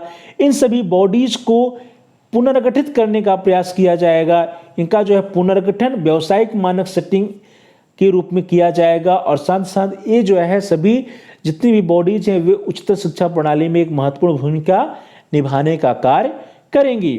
The professional councils such as the Indian council for agricultural research that is ICAR, veterinary council of India that is VCI, national council for teacher education that is NCTE, council of architecture that is COA, national council for vocational education and training that is NCVFT, ETC will act National Education Policy 2020 as professional standard setting bodies। ध्यान दीजिए क्या होंगे ये सब? Professional standard setting bodies की स्थापना की जाएगी। They will play a key role in the higher education system and will be invited to be a member of GEC। अर्थात ये जितने भी प्रोफेशनल काउंसिल्स हैं, चाहे वो VCI हो दोस्तों, चाहे NCTE हो, चाहे ICAR हो, चाहे COA हो, चाहे NCVT हो, इन सभी के लिए कहा जा रहा है कि इनका पुनर्गठन किया जाएगा। इन सभी का पुनर्गठन व्यावसायिक मानक सेटिंग निकाय that is professional standard setting bodies के अंतर्गत किया जाएगा। और साथ साथ ये सभी जो है जो प्रोफेशनल काउंसिल्स हैं they will play a key role in the higher education system, अर्थात उच्चतर शिक्षा प्रणाली में इन सभी निकायों का बहुत ही महत्वपूर्ण योगदान होगा। और इन सभी निकायों को, इन सभी बॉडीज को GEC के सदस्य के रूप में, मेंबर्स ऑफ GEC के रूप में इनको इनवाइट किया जाएगा, आमंत्रित किया जाएगा कि आप भी GEC के मेंबर हो जाइए। ये निकाय PSSB के रूप में पुनर्गठन के बाद GEC के सदस्यों के रूप में पाठ्यक्रम संरचना, शैक्षिक मानकों को निर्धारित करने और उनके डोमेन या अध्ययन के विषय के शिक्षण, अनुसंधान और विस्तार के बीच समन्वय करना जारी रखेंगे। These bodies after restructuring HPSSBS will continue to draw the curricula, lay down academic standards and coordinates between teaching, research and extension of their domain disciplines as member of the GEC। दोस्तों जैसा हम लोगों ने पहले भी बात किया, इसके जस्ट पहले बात किया कि ये सभी जो प्रोफेशनल बॉडीज हैं क्या होंगे, PSSB के रूप में पुनर्गठित किए जाएंगे। और साथ ही साथ इन सबको GEC का एक मेंबर बनाया जाएगा, सदस्य बनाया जाएगा। और जब ये GEC के मेंबर्स हो जाएंगे, सदस्य हो जाएंगे, तो क्या करेंगे, ये जो है पाठ्यक्रम संरचना के कार्य में, शैक्षिक मानकों को निर्धारित करने में, उनके डोमेन या अध्ययन के विषय के शिक्षण, अनुसंधान और विस्तार के संबंध में इस समन्वय का कार्य करेंगे। These bodies after restructuring as PSSBS will continue to draw the curricula, अर्थात पाठ्यक्रम की संरचना करने, lay down academic standards अर्थात शैक्षिक मानकों को निर्धारित करने, and coordinate between teaching, research and extension। ध्यान दीजिए, शिक्षण, अनुसंधान और विस्तार के बीच में समन्वय बनाए रखने का कार्य जो है इन सभी प्रोफेशनल बॉडीज के द्वारा किया जाएगा। GEC के सदस्यों के रूप में वे पाठ्यक्रम के ढांचे को निर्दिष्ट करने में मदद करेंगे, जिसके आधार पर उच्चतर शिक्षा संस्थान अपना स्वयं का पाठ्यक्रम तैयार कर सकते हैं। ये जो प्रोफेशनल बॉडीज हैं दोस्तों, ये सभी प्रोफेशनल बॉडीज क्या करेंगी, as a member of the GEC they would help in specifying the curricula framework within which higher education institutions may prepare their own curricula। अर्थात जो करिकुलम है, जो करिकुला है, इन करिकुला के निर्धारण में जो है ये सभी प्रोफेशनल बॉडीज मदद करेंगी, पाठ्यक्रम के ढांचे को निर्दिष्ट करने में मदद करेंगी, जिसके आधार पर जो हायर एजुकेशन इंस्टीट्यूशंस हैं वे अपना करिकुलम या वे अपना पाठ्यक्रम तैयार कर सकते हैं। As a member of the GEC they would help in specifying the curriculum framework within which higher education institutions may prepare their own curricular. अर्थात जितनी भी प्रोफेशनल बॉडीज हैं ये सभी क्या करेंगे, GEC के मेंबर्स के रूप में करिकुलम को निर्धारित करने में मदद करेंगी, सहायता करेंगी, निर्देशन का कार्य करेंगी, और जिसके आधार पर जो हायर एजुकेशन इंस्टीट्यूशंस हैं, उच्चतर शिक्षा संस्थान है, वे अपना स्वयं का करिकुलम या पाठ्यक्रम तैयार कर सकेंगे।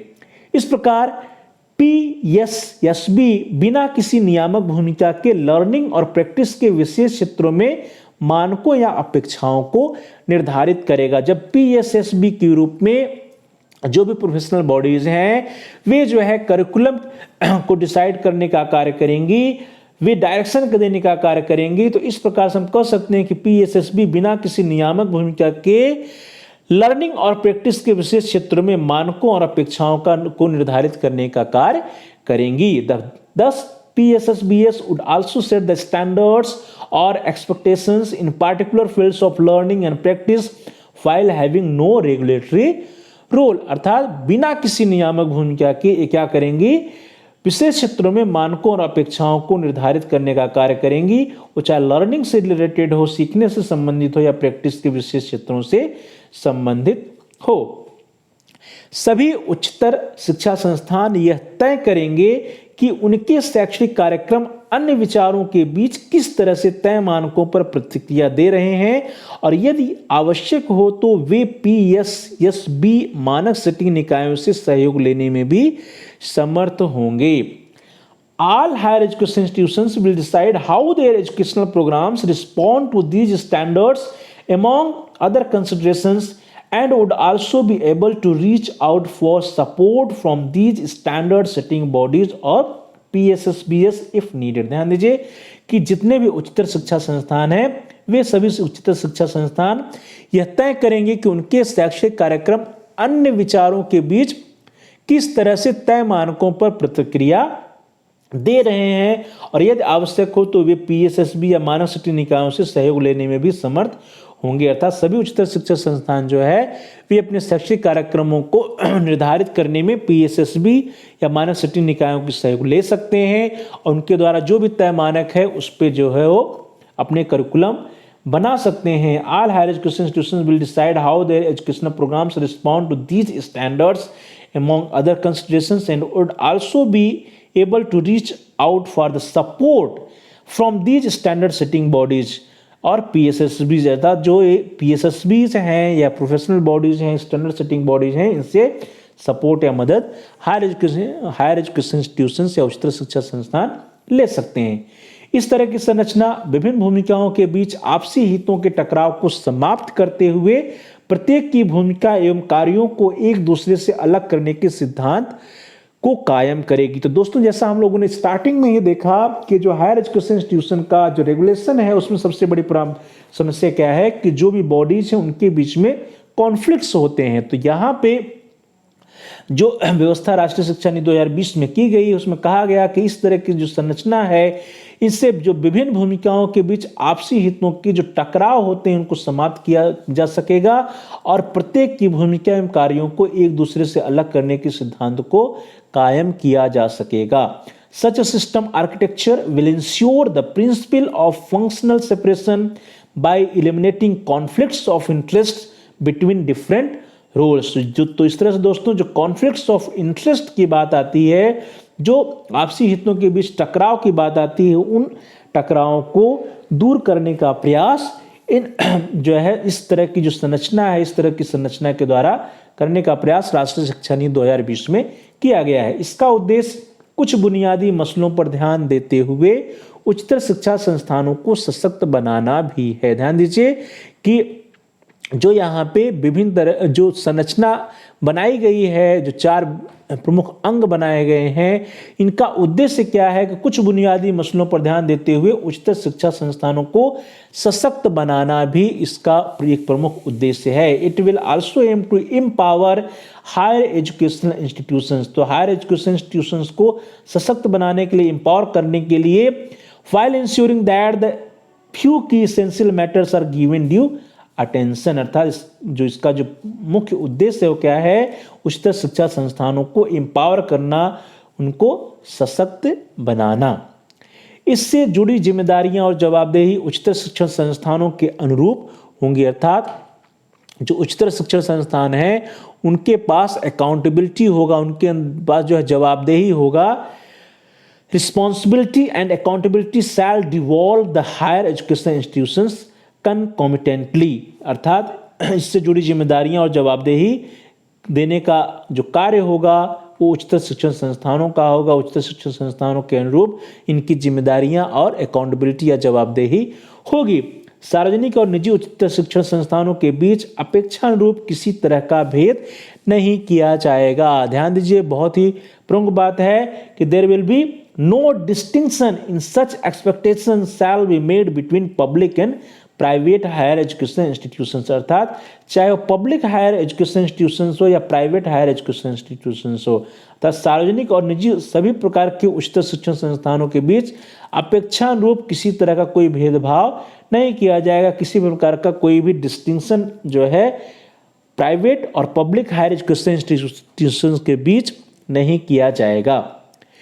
इस तरह के परिवर्तन के लिए मौजूदा संरचनाओं और संस्थानों के लिए यह आवश्यकता होगी कि वे खुद को सुदृढ़ कर सकें और तरह तरह की विकास क्रमिकता से गुजर सकें। Such a transformation will require existing structures and institutions to reinvent themselves and undergo an evolution of sorts। तो प्रिय विद्यार्थियों, जो हम लोगों ने एक आमूलचूल परिवर्तन की बात की है, जो नए संस्थानों की बात की है, नई बॉडीज की बात की है, तो इस तरह के परिवर्तन के लिए जो वर्तमान समय में मौजूदा संरचना है, मौजूदा संरचनाओं संस्थाओं के लिए यह आवश्यकता होगी कि वे खुद को क्या करें, सुदृढ़ करें। वे खुद को सुदृढ़ करें और तरह तरह की विकास क्रमिकता से गुजर सकें। Such transformation will require existing structure and institutions to reinvent themselves and undergo an evolution of sorts, अर्थात खुद को वे सुदृढ़ करें और जो भी विकास क्रमिकता है, जो भी इवोल्यूशन है, उस इवोल्यूशन के साथ आगे बढ़ सकें। कार्यों के पृथक्करण का मतलब होगा कि HECI के तहत प्रत्येक अंग को एक नई एकल भूमिका पर ले जाया जाएगा जो नई नियामक योजना में प्रासंगिक, सार्थक और महत्वपूर्ण है। ध्यान दीजिए प्रिय विद्यार्थियों, हम लोगों ने प्रारंभ में पढ़ा था कि समस्या क्या है, सेंट्रलाइजेशन ऑफ पावर की समस्या है। तो यहां पर जो सेंट्रलाइजेशन ऑफ पावर की प्रॉब्लम है उसको दूर करने का प्रयास किया गया और डिसेंट्रलाइजेशन की बात की गई और जिसके अंतर्गत जो है कई अंग बनाए गए। तो कहा गया कि कार्यों के पृथक्करण का मतलब होगा कि HECI के तहत जो प्रत्येक अंग को एक नई एकल भूमिका पर ले जाया जाएगा जो नई नियामक योजना में प्रासंगिक, सार्थक और महत्वपूर्ण है। The separation of functions would mean that each vertical within HECI would take on a new single role which is relevant, meaningful and important in the new regulatory scheme। तो न्यू रेगुलेटरी स्कीम जो है जिसके अंतर्गत HECI के 4 प्रमुख अंग बनाए गए हैं, 4 प्रमुख वर्टिकल्स बनाए गए हैं, तो इन सभी अंगों का जो है एकल भूमिका होगा और इनका जो है नियामक योजना में प्रासंगिक, सार्थक और महत्वपूर्ण योगदान भी होगा। विनियमन के लिए सभी स्वतंत्र संरचनाओं का कार्यकरण नियमन NHERA मान्यता, NSC निधियन, HEGC और एकेडमिक मान्यता या GEC एक बृहद और स्वायत्त निकाय HECI सार्वजनिक प्रकटीकरण नीति पर आधारित होगा और अपने कार्यों, दक्षता और पारदर्शिता को सुनिश्चित करने के लिए और मानव इंटरफेस कम करने के लिए अधिक से अधिक प्रौद्योगिकी का इस्तेमाल किया जाएगा। तो दोस्तों ध्यान दीजिए, यहाँ पे कहा जा रहा है कि विनियमन के लिए सभी स्वतंत्र संरचनाओं अर्थात जो functioning of all independent verticals of regulations, जो भी वर्टिकल्स है, जो भी अंग है जिसकी हम लोगों ने बात किया, जो 4 प्रमुख अंग हैं NHERC, NSC, HEGC और GEC, इन सभी के लिए कहा जा रहा है कि बृहद और स्वायत्त निकाय HECI सार्वजनिक प्रकटीकरण नीति पर आधारित होगा और अपने कार्यों, दक्षता, पारदर्शिता को सुनिश्चित करने के लिए और बड़ी बात है कि मानव इंटरफेस को कम करने के लिए, अर्थात ह्यूमन बीइंग्स का जो इंटरफेस है उसको कम करने के लिए अधिक से अधिक टेक्नोलॉजी का प्रयोग किया जाएगा, प्रौद्योगिकी का प्रयोग किया जाएगा। The functioning of all the independent verticals for regulation, that is NHERC, accreditation, that is NSC, funding, that is HEGC, and academic standard setting, that is GEC, and the overarching autonomous umbrella body, that is HECI itself will be based on transparent public disclosures। ध्यान दीजिए, इस किस पर निर्धारित होंगे, इन सभी में क्या होगा, ट्रांसपेरेंट पब्लिक डिस्क्लोजर्स होगा, सार्वजनिक प्रकटीकरण की नीति पे ये कार्य करेंगे। एंड यूज टेक्नोलॉजी एक्सटेंसिवली, ये जो है तकनीकी का प्रयोग, प्रौद्योगिकी का प्रयोग अधिक से अधिक करेंगे। Use technology extensively to reduce human interface to ensure efficiency and transparency in their work, अर्थात उनके वर्क में, उनके कार्यों में ट्रांसपेरेंसी को सुनिश्चित करने के लिए, इफिशियंसी को सुनिश्चित करने के लिए, और जो मानव का इंटरफेस है, ह्यूमन इंटरफेस, उसको कम करने के लिए टेक्नोलॉजी का, प्रौद्योगिकी का अधिक से अधिक प्रयोग किया जाएगा। बुनियादी सिद्धांत यह होगा कि प्रौद्योगिकी के इस्तेमाल से पहचान मुक्त और पारदर्शी नियामक हस्तक्षेप किया जा सके। The underlying principle will be that of a faceless and transparent regulatory interventions using technology. जो टेक्नोलॉजी की बात की जा रही, जो प्रौद्योगिकी की बात की जा रही है प्रिय विद्यार्थियों, तो प्रौद्योगिकी को अधिक महत्व देने से सिर्फ यही अभिप्राय है कि वहां पे जो ह्यूमन इंटरफेस है उसको कम किया जा सके। बुनियादी सिद्धांत होगा कि प्रौद्योगिकी के इस्तेमाल से पहचान मुक्त और पारदर्शी नियामक हस्तक्षेप किया जा सके, अर्थात पारदर्शिता को बढ़ावा दिया जा सके। और ये जो पहचान या फेस की बात होती है, इस फेस या चेहरे या पहचान को हटाया जा सके, पहचान मुक्त किया जा सके, फेसलेस किया जा सके, ट्रांसपेरेंसी को बढ़ाया जा सके। इसी के लिए जो है प्रौद्योगिकी या टेक्नोलॉजी की अधिक से अधिक इस्तेमाल पर बल दिया जा रहा है। The underline principle will be that of faceless and transparent regulatory intervening using technology. और आप सभी जानते हैं कि जितना अधिक टेक्नोलॉजी या प्रौद्योगिकी का हम प्रयोग करेंगे, उतना ही अधिक हमारे कार्यों में ट्रांसपेरेंसी आएगी, फेसलेसनेस आएगा।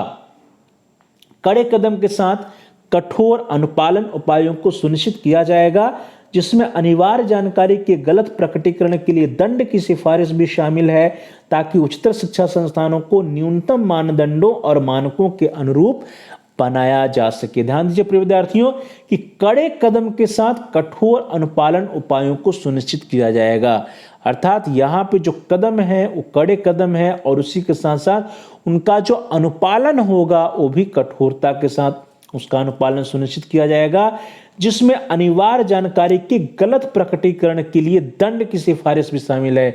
और यहाँ पे बहुत बड़ी बात है कि यदि कोई अनिवार्य जानकारी जो है आपने उसकी गलत सूचना कर दी है, गलत प्रकटीकरण कर दिया है, गलत सूचना दी है, तो उसके लिए आपको दंड भी दिया जा सकेगा, उस संस्थान को दंड भी दिया जा सकेगा, ताकि उच्चतर शिक्षा संस्थानों को न्यूनतम मानदंडों और मानकों के अनुरूप बनाया जा सके। और इतना जो कठोर और कड़े कदम जो उठाए जाएंगे वे इसलिए होंगे जिससे कि जो न्यूनतम मानदंड है हायर एजुकेशन इंस्टीट्यूशन के, उच्चतर शिक्षा संस्थान के, उन न्यूनतम मानदंडों और मानकों के अनुरूप उन संस्थानों को बनाया जा सके। Strict compliance measures with stringent actions including penalties for false disclosure of mandate information will be ensured so that higher education institutions are conforming to the basic minimum norms and standards। तो दोस्तों बात की जा रही है कि strict compliance measures with stringent action, अर्थात कड़े कदम के साथ कठोर अनुपालन उपायों को सुनिश्चित किया जाएगा। Strict compliance measures with stringent actions including penalties for fast disclosures of mandate information. यदि आपने अपने मैंडेटेड इंफॉर्मेशन में कुछ गलत घोषणा कर दिया है, कुछ गलत जानकारी दे दी है, तो उसके लिए आपको पेनाल्टीज भी भरनी पड़ेगी, आपके ऊपर दंड भी लगाया जाएगा।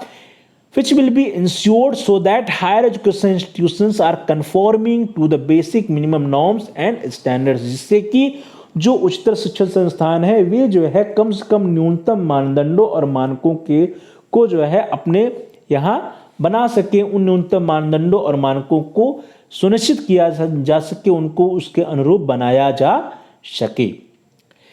HECI खुद इसके चारों अंगों के बीच किसी भी प्रकार के विवाद का निपटारा करेगा। दोस्तों अब जो ये चार अंग हैं, जो चार वर्टिसेज हैं, जो चार वर्टिकल्स हैं, इनके बीच में यदि किसी भी प्रकार का कोई विवाद या कॉन्फ्लिक्ट आता है, कोई डिस्प्यूट आता है, तो इसका निपटारा कौन करेगा?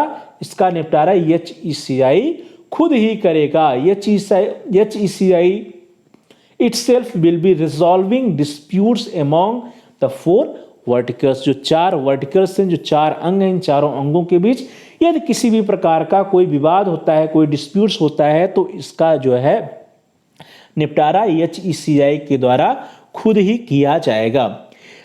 HECI एक स्वतंत्र निकाय होगा जिनमें प्रासंगिक क्षेत्रों में काम कर रहे सत्यनिष्ठ, प्रतिबद्ध उच्चतर श्रेणी के विशेषज्ञ होंगे जिनके पास सार्वजनिक सेवाओं में योगदान देने का विशिष्ट अनुभव होगा।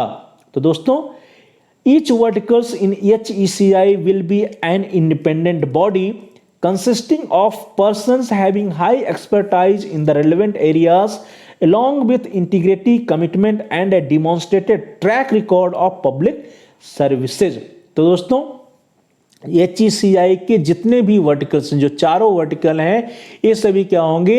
ये सभी जो है एक इंडिपेंडेंट बॉडी होंगे। HECI एक स्वतंत्र निकाय होगा जिनमें प्रासंगिक क्षेत्रों में काम कर रहे सत्यनिष्ठ प्रतिबद्ध उच्चतर श्रेणी के विशेषज्ञ होंगे। अर्थात इन जो बॉडी होगी इसमें कौन लोग होंगे? Persons having high expertise in the relevant areas, अर्थात उस रिलेवेंट एरियाज में जो हाई एक्सपर्टाइज होंगे, जो उच्चतर श्रेणी के विशेषज्ञ होंगे, उनको रखा जाएगा along with integrity, commitment and demonstrated track record of public service, और उनको रखा जाएगा जो कि हाई एक्सपर्टाइज अर्थात उच्चतर श्रेणी के विशेषज्ञ और साथ ही साथ जो है सार्वजनिक सेवाओं में योगदान देने के उनके पास विशिष्ट अनुभव हो, जिनके अंदर कमिटमेंट की क्षमता हो, कमिटमेंट हो, डिमॉन्स्ट्रेटेड ट्रैक रिकॉर्ड हो पब्लिक सर्विस का। ऐसे लोगों को इस HECI के जो वर्टिकल्स हैं या जो HECI जो बॉडी है या इसके वर्टिकल्स जो बॉडी हैं, इनमें उन्हीं लोगों को रखा जाएगा, ऐसे लोगों को रखा जाएगा।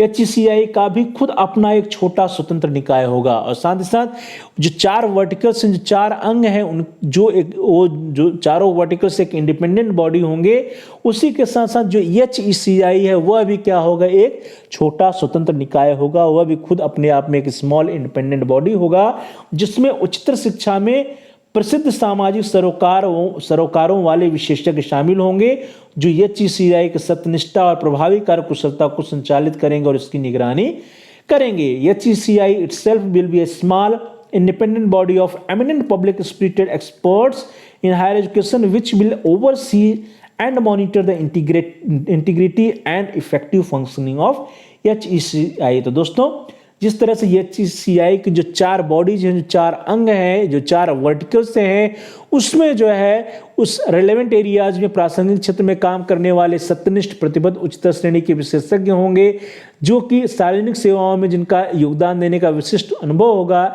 ऐसे लोगों को वहां पर रखा जाएगा। और उसी तरह HECI भी अपने आप में एक छोटा स्वतंत्र निकाय होगा, एक स्मॉल इंडिपेंडेंट बॉडी होगी और इसमें जो है उच्चतर शिक्षा में प्रसिद्ध सामाजिक सरोकार वाले विशेषज्ञ शामिल होंगे जो HECI की सत्यनिष्ठा और प्रभावी कार्यकुशलता को संचालित करने और उसका निगरानी करने का कार्य करेंगे।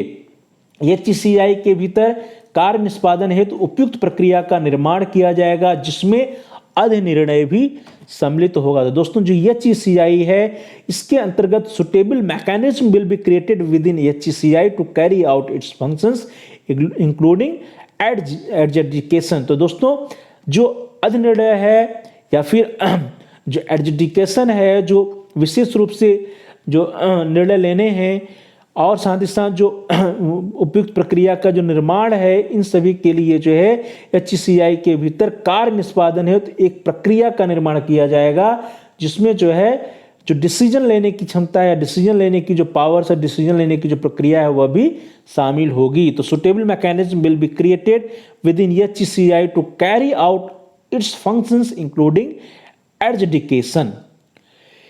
अगला पॉइंट है प्रिय विद्यार्थियों कि नए गुणवत्तापूर्ण उच्चतर शिक्षण संस्थानों को स्थापित करना भी बहुत आसान हो जाएगा। ध्यान दीजिए कि नए गुणवत्तापूर्ण उच्चतर शिक्षण संस्थानों को स्थापित करना भी बहुत आसान हो जाएगा।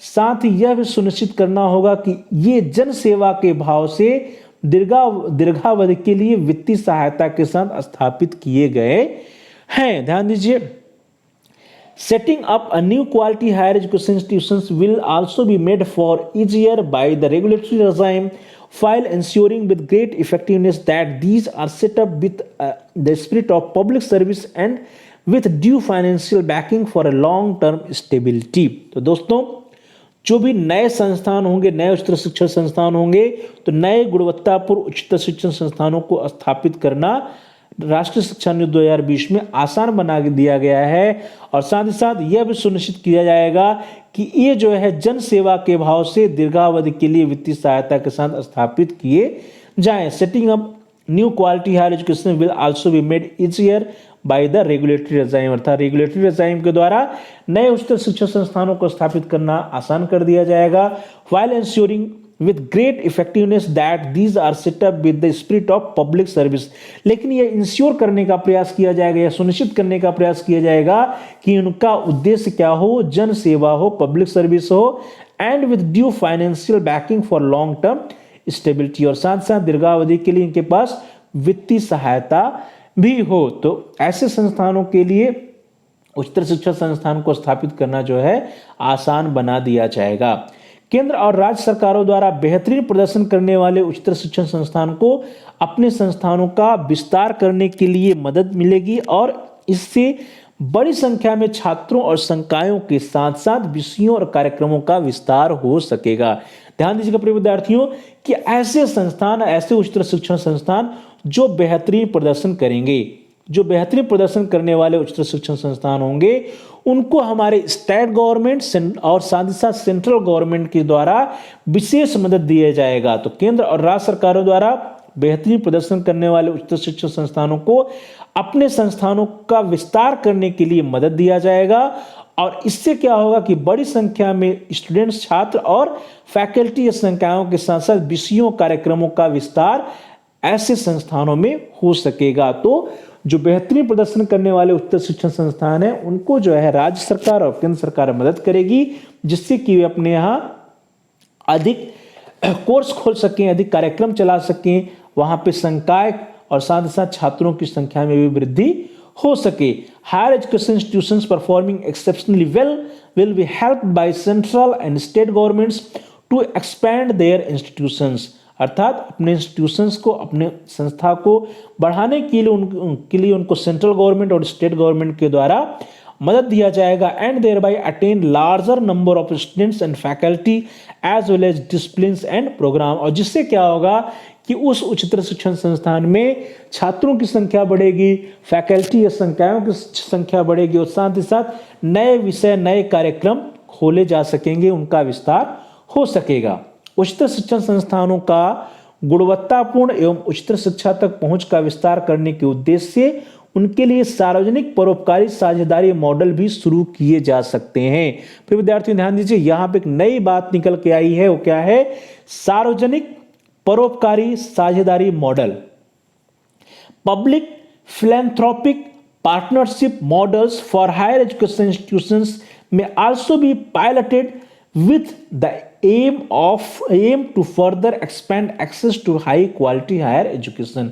अर्थात उच्चतर शिक्षण संस्थानों के द्वारा गुणवत्तापूर्ण एवं उच्चतर शिक्षा तक पहुंच का विस्तार करने के उद्देश्य से, क्वालिटेटिव, गुणवत्तापूर्ण और उच्चतर शिक्षा तक पहुंच का विस्तार करने के उद्देश्य से सार्वजनिक परोपकारी साझेदारी model, that is known as public philanthropic partnership models का विस्तार किया जाएगा। पब्लिक फिलैंथ्रोपिक पार्टनरशिप मॉडल्स को जो है प्रमोट किया जाएगा। Public philanthropic partnership models for higher education institution may also be piloted, इसका भी प्रयोग किया जा सकता है with the aim to further expand access to high quality higher education, जिसका उद्देश्य क्या होना चाहिए कि higher education quality, high quality higher education अर्थात जो गुणवत्तापूर्ण उच्चतर शिक्षा है उसकी पहुंच या उसका विस्तार हो, उसकी पहुंच को बढ़ाया जा सके, इसके लिए सार्वजनिक परोपकारी साझेदारी मॉडल या पब्लिक फिलैंथ्रोपिक पार्टनरशिप मॉडल्स को भी अपनाया जा सकता है। आगे दोस्तों, राष्ट्रीय शिक्षा नीति 2020 में शिक्षा के व्यवसायीकरण को रोकने के कुछ उपाय बताए गए हैं, कुछ उपाय किए गए हैं, क्या है देख लेते हैं। कर्बिंग कॉमर्शलाइजेशन ऑफ एजुकेशन, इसके अंतर्गत कहा गया कि नियंत्रण एवं संतुलन से युक्त विविध तंत्र उच्चतर शिक्षा के व्यवसायीकरण को रोक पाएंगे, यह नियामक अभिकरण की प्रमुख प्राथमिकता होगी। Multiple mechanisms with checks and balances will be combat and stop to commercialization of higher education. This will be a key priority of the regulatory system। तो दोस्तों, जो शिक्षा का व्यवसायीकरण है इसको रोकना जो है क्या होगा, रेगुलेटरी सिस्टम का के प्रायोरिटी पर होगा। नियंत्रण एवं संतुलन से युक्त विविध तंत्र उच्चतर शिक्षा के व्यवसायीकरण को रोक पाएंगे। Multiple mechanisms with checks and balance will be combat and stop the commercialization of higher education.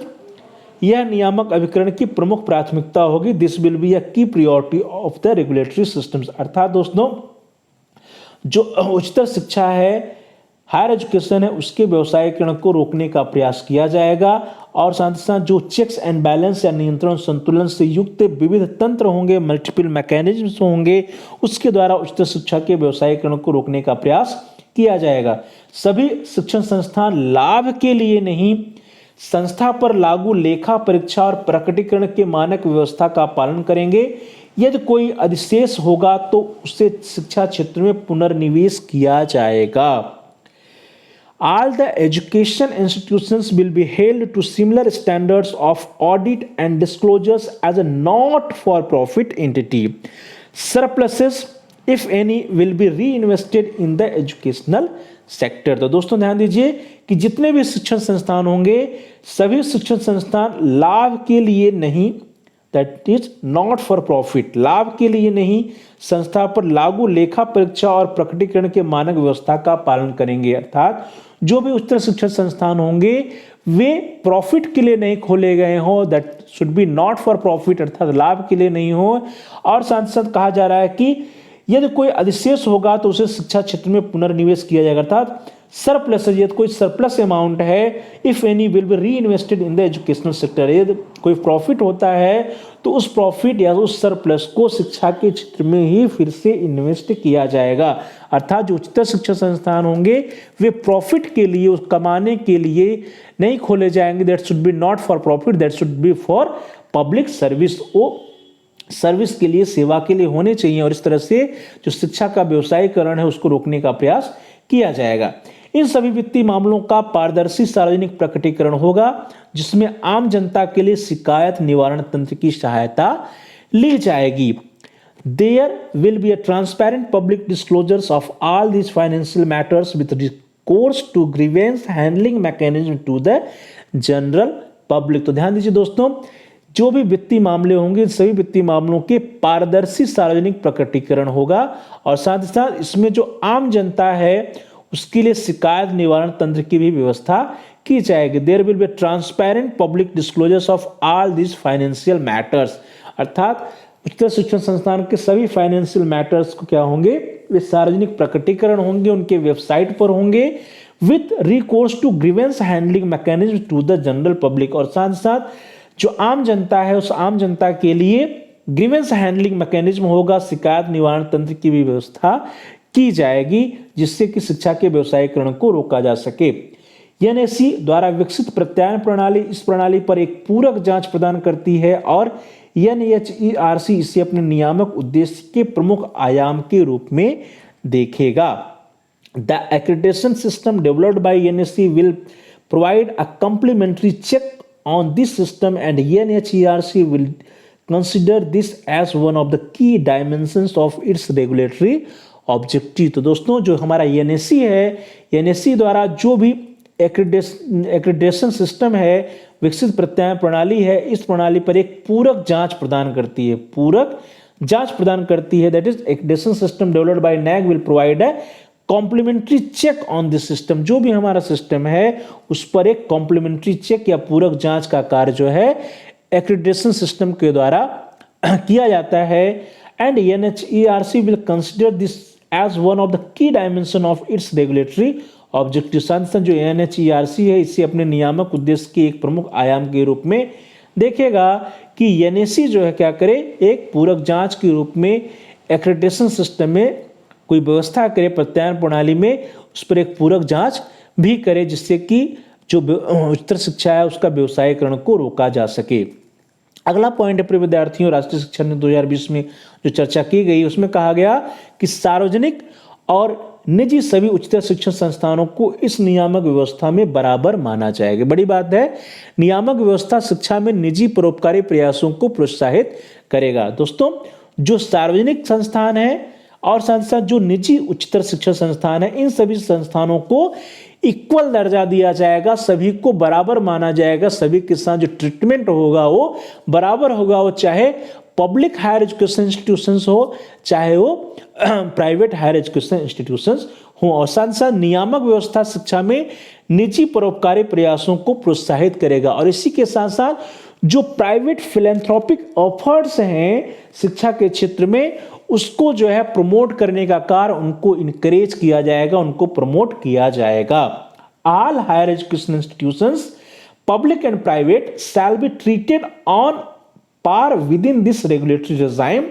The regulatory regime shall encourage private philanthropic efforts in education। अर्थात दोस्तों जो पब्लिक हायर एजुकेशन इंस्टीट्यूशंस है और जो प्राइवेट हायर एजुकेशन इंस्टीट्यूशंस है, इन सभी को क्या है, इन सभी को बराबर ट्रीट किया जाएगा, इन सभी को बराबर माना जाएगा। Shall be treated on par within regulatory regime, shall be treated on par, अर्थात इनको बराबर माना जाएगा। और साथ साथ नियामक व्यवस्था शिक्षा में निजी परोपकारी प्रयासों को प्रोत्साहित करेंगे। That is the regulatory regime shall encourage private philanthropic efforts in education. अर्थात जो नियामक व्यवस्था है वे शिक्षा के क्षेत्र में परोपकारी प्रयासों को प्रोत्साहित करेंगे। अर्थात जो प्राइवेट जो संस्थान है उसको जो है खोलने के लिए प्रोत्साहित किया जाएगा कि वे जो है सेवा की दृष्टि से प्राइवेट संस्थानों को खोलें, न कि लाभ की दृष्टि से, सेवा की दृष्टि से खोलने के लिए उनको जो है प्रोत्साहित भी किया जाएगा।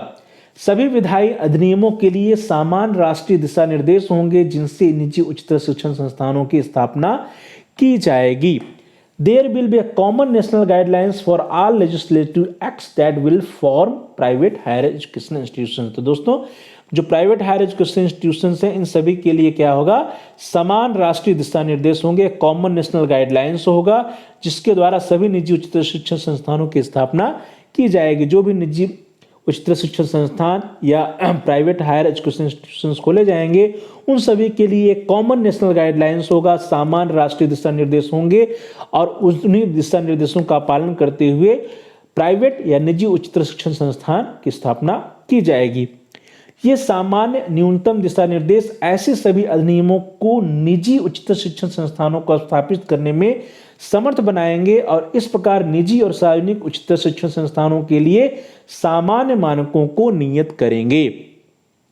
These common minimal guidelines will enable all such acts to establish private higher education institutions, thus enabling common standards for private and public higher education institutions। तो दोस्तों चाहे वो पब्लिक हायर एजुकेशन इंस्टीट्यूशंस हो अर्थात सार्वजनिक उच्चतर शिक्षण संस्थान हो या निजी उच्चतर शिक्षण संस्थान हो that is private higher education institution संस्थान हो, सभी के लिए जो स्टैंडर्ड्स होगा वो क्या होगा, कॉमन स्टैंडर्ड्स होगा, सामान्य मानक होंगे। और जो मिनिमम गाइडलाइंस होगा इन्हीं मिनिमम गाइडलाइंस का पालन करते हुए प्राइवेट हायर एजुकेशन इंस्टीट्यूशंस को स्थापित किया जाएगा। अर्थात सामान्य न्यूनतम दिशा निर्देश जो होंगे ऐसे सभी अधिनियमों को निजी उच्चतर शिक्षण संस्थानों को स्थापित करने में समर्थ बनाएंगे और इस प्रकार से निजी और सार्वजनिक उच्चतर शिक्षण संस्थानों के मानक जो होंगे वो क्या होंगे, सामान्य होंगे। तो कुल मिलाकर के यह कहा जाए कि सेवा के लिए जो है जो पब्लिक फिलैंथ्रोपिक की बात की जा रही है अर्थात प्राइवेट जो है उच्चतर शिक्षण संस्थानों की स्थापना पर बल दिया जाएगा, उसको प्रमोट किया जाएगा। इन सामान्य दिशा निर्देशों में सुशासन, वित्तीय स्थिरता और सुरक्षा, शैक्षिक परिणाम और प्रकटीकरण की पारदर्शिता शामिल होगी। जो सामान्य दिशा निर्देश होंगे, these common guidelines will cover good governance, financial stability and security, educational outcomes and transparency of disclosures। तो दोस्तों जो कॉमन गाइडलाइंस होगा, सामान्य दिशा निर्देश होगा, उसके अंतर्गत सुशासन या गुड गवर्नेंस, वित्तीय सहायता या फाइनेंशियल स्टेबिलिटी, स्थिरता और सुरक्षा that is stability and security, शैक्षिक परिणाम दैट इज एजुकेशनल आउटकम्स और प्रकटीकरण की पारदर्शिता that is transparency of disclosures भी शामिल होगी इन सामान्य दिशा निर्देशों में। अगला पॉइंट है प्रिय विद्यार्थी राष्ट्रीय शिक्षा नीति 2020 में कि परोपकार और जनहितैषी मंशा रखने वाले निजी उच्चतर शिक्षण संस्थानों को फीस निर्धारण के प्रगतिशील शासन के माध्यम से प्रोत्साहित किया जाएगा। ध्यान दीजिए, private higher education institutions having a philanthropic and public spirited intent will be encouraged through a progressive regime of fee determination। दोस्तों परोपकार और जनहितैषी मंशा रखने वाले निजी उच्चतर संस्थानों को फीस निर्धारण के प्रगतिशील शासन के माध्यम से प्रोत्साहित किया जाएगा। तो ध्यान दीजिए कि ऐसे संस्थान जो क्या है, परोपकारी और जनहितैषी मंशा वाले हैं, अर्थात higher education institution having philanthropic and public spirited intent, इन्हीं को जो है खोलने के लिए जो परमिट किया जाएगा। परोपकारी और जनहितैषी मंशा रखने वाले उच्चतर शिक्षा संस्थानों को ही खोलने के लिए परमिट किया जाएगा और इनको फीस निर्धारण के प्रगतिशील शासन के माध्यम से प्रोत्साहित किया जाएगा, अर्थात इनको फीस निर्धारण के लिए छूट दी जाएगी, फीस निर्धारण के लिए डिटर्मिनेशन को छूट दी जाएगी और जिससे इनको इनकरेज किया जाएगा। Private higher education institutions having philanthropic and public spirit intent will be encouraged through a progressive regime of fee determination. तो प्रगतिशील शासन के माध्यम से जो फीस निर्धारण के लिए इनको प्रोत्साहित किया जाएगा। ऐसे संस्थानों को, ऐसे निजी उच्चतर शिक्षण संस्थानों को जो क्या होंगे, परोपकार और जनहितैषी मंशा रखने वाले होंगे।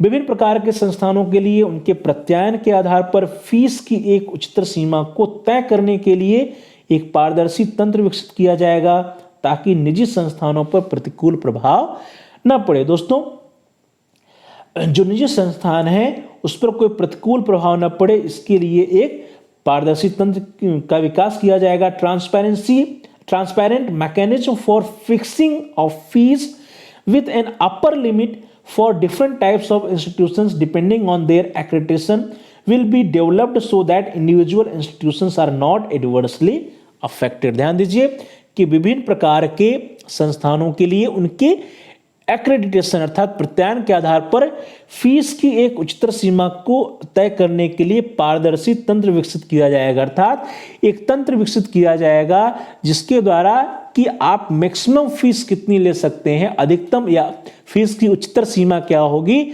इसका निर्धारण एक पारदर्शी तंत्र के द्वारा किया जाएगा। तो फीस की उच्चतर सीमा को तय करने के लिए एक पारदर्शी तंत्र विकसित किया जाएगा और साथ साथ निजी ऐसा इसलिए किया जाएगा जिससे कि जो प्राइवेट संस्थान है या निजी संस्थान है उनके ऊपर कोई प्रतिकूल प्रभाव ना पड़े, अर्थात कि उनको जो फीस है, फीस बहुत अधिक भी ना हो और बहुत कम भी ना हो। A transparent mechanism for fixing a fees with upper limit for different type of institutions depending on their accreditation will be developed so that individual institutions are not adversely affected। अर्थात जो इंडिविजुअल इंस्टीट्यूशंस हैं, जो निजी संस्थान हैं, उनके ऊपर कोई प्रतिकूल प्रभाव ना पड़े, इसके लिए जो फीस की उच्चतर सीमा का निर्धारण है उस निर्धारण करने के लिए एक पारदर्शी तंत्र विकसित किया जाएगा।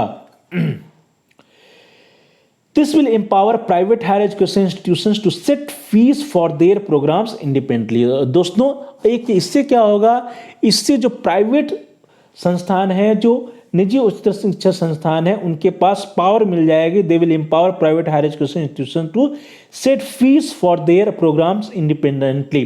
और इस जो ट्रांसपेरेंट मैकेनिज्म होगा, उस ट्रांसपेरेंट मैकेनिज्म के द्वारा प्राइवेट उच्चतर शिक्षण संस्थानों को स्वतंत्रता मिल जाएगी कि वे जो है किसी भी प्रोग्राम का, किसी भी कार्यक्रम के शुल्क का निर्धारण, फीस का निर्धारण वे कर सकें। यद्यपि तय नियमों और वृहद नियामक व्यवस्थाओं के आलोक में अधिकाधिक छात्रों को फ्री शिप और छात्रवृत्ति प्रदान करने के लिए निजी उच्चतर शिक्षण संस्थानों को प्रोत्साहित किया जाएगा। Though within a laid out norms and the broad applicable regulatory mechanism, private higher education institutions will be encouraged to offer free ships and scholarships in significant numbers to their students। दोस्तों, अभी तक हम लोगों ने fees की बात किया, लेकिन फीस या शुल्क के निर्धारण या शुल्क का निर्धारण कैसे होगा, मैक्सिमम फीस क्या होगा, इसके लिए एक स्वतंत्र बॉडी और एक पारदर्शी तंत्र की व्यवस्था की जाएगी। इसी के साथ साथ यह भी राष्ट्रीय शिक्षा नीति 2020 में कहा गया है कि तय नियमों और बृहद नियामक व्यवस्थाओं के आलोक में अधिक से अधिक छात्रों को फ्री शिप और छात्रवृत्ति प्रदान करने के लिए जो प्राइवेट उच्चतर शिक्षण संस्थान है, निजी शिक्षण संस्थान है, उनको प्रोत्साहित किया जाएगा।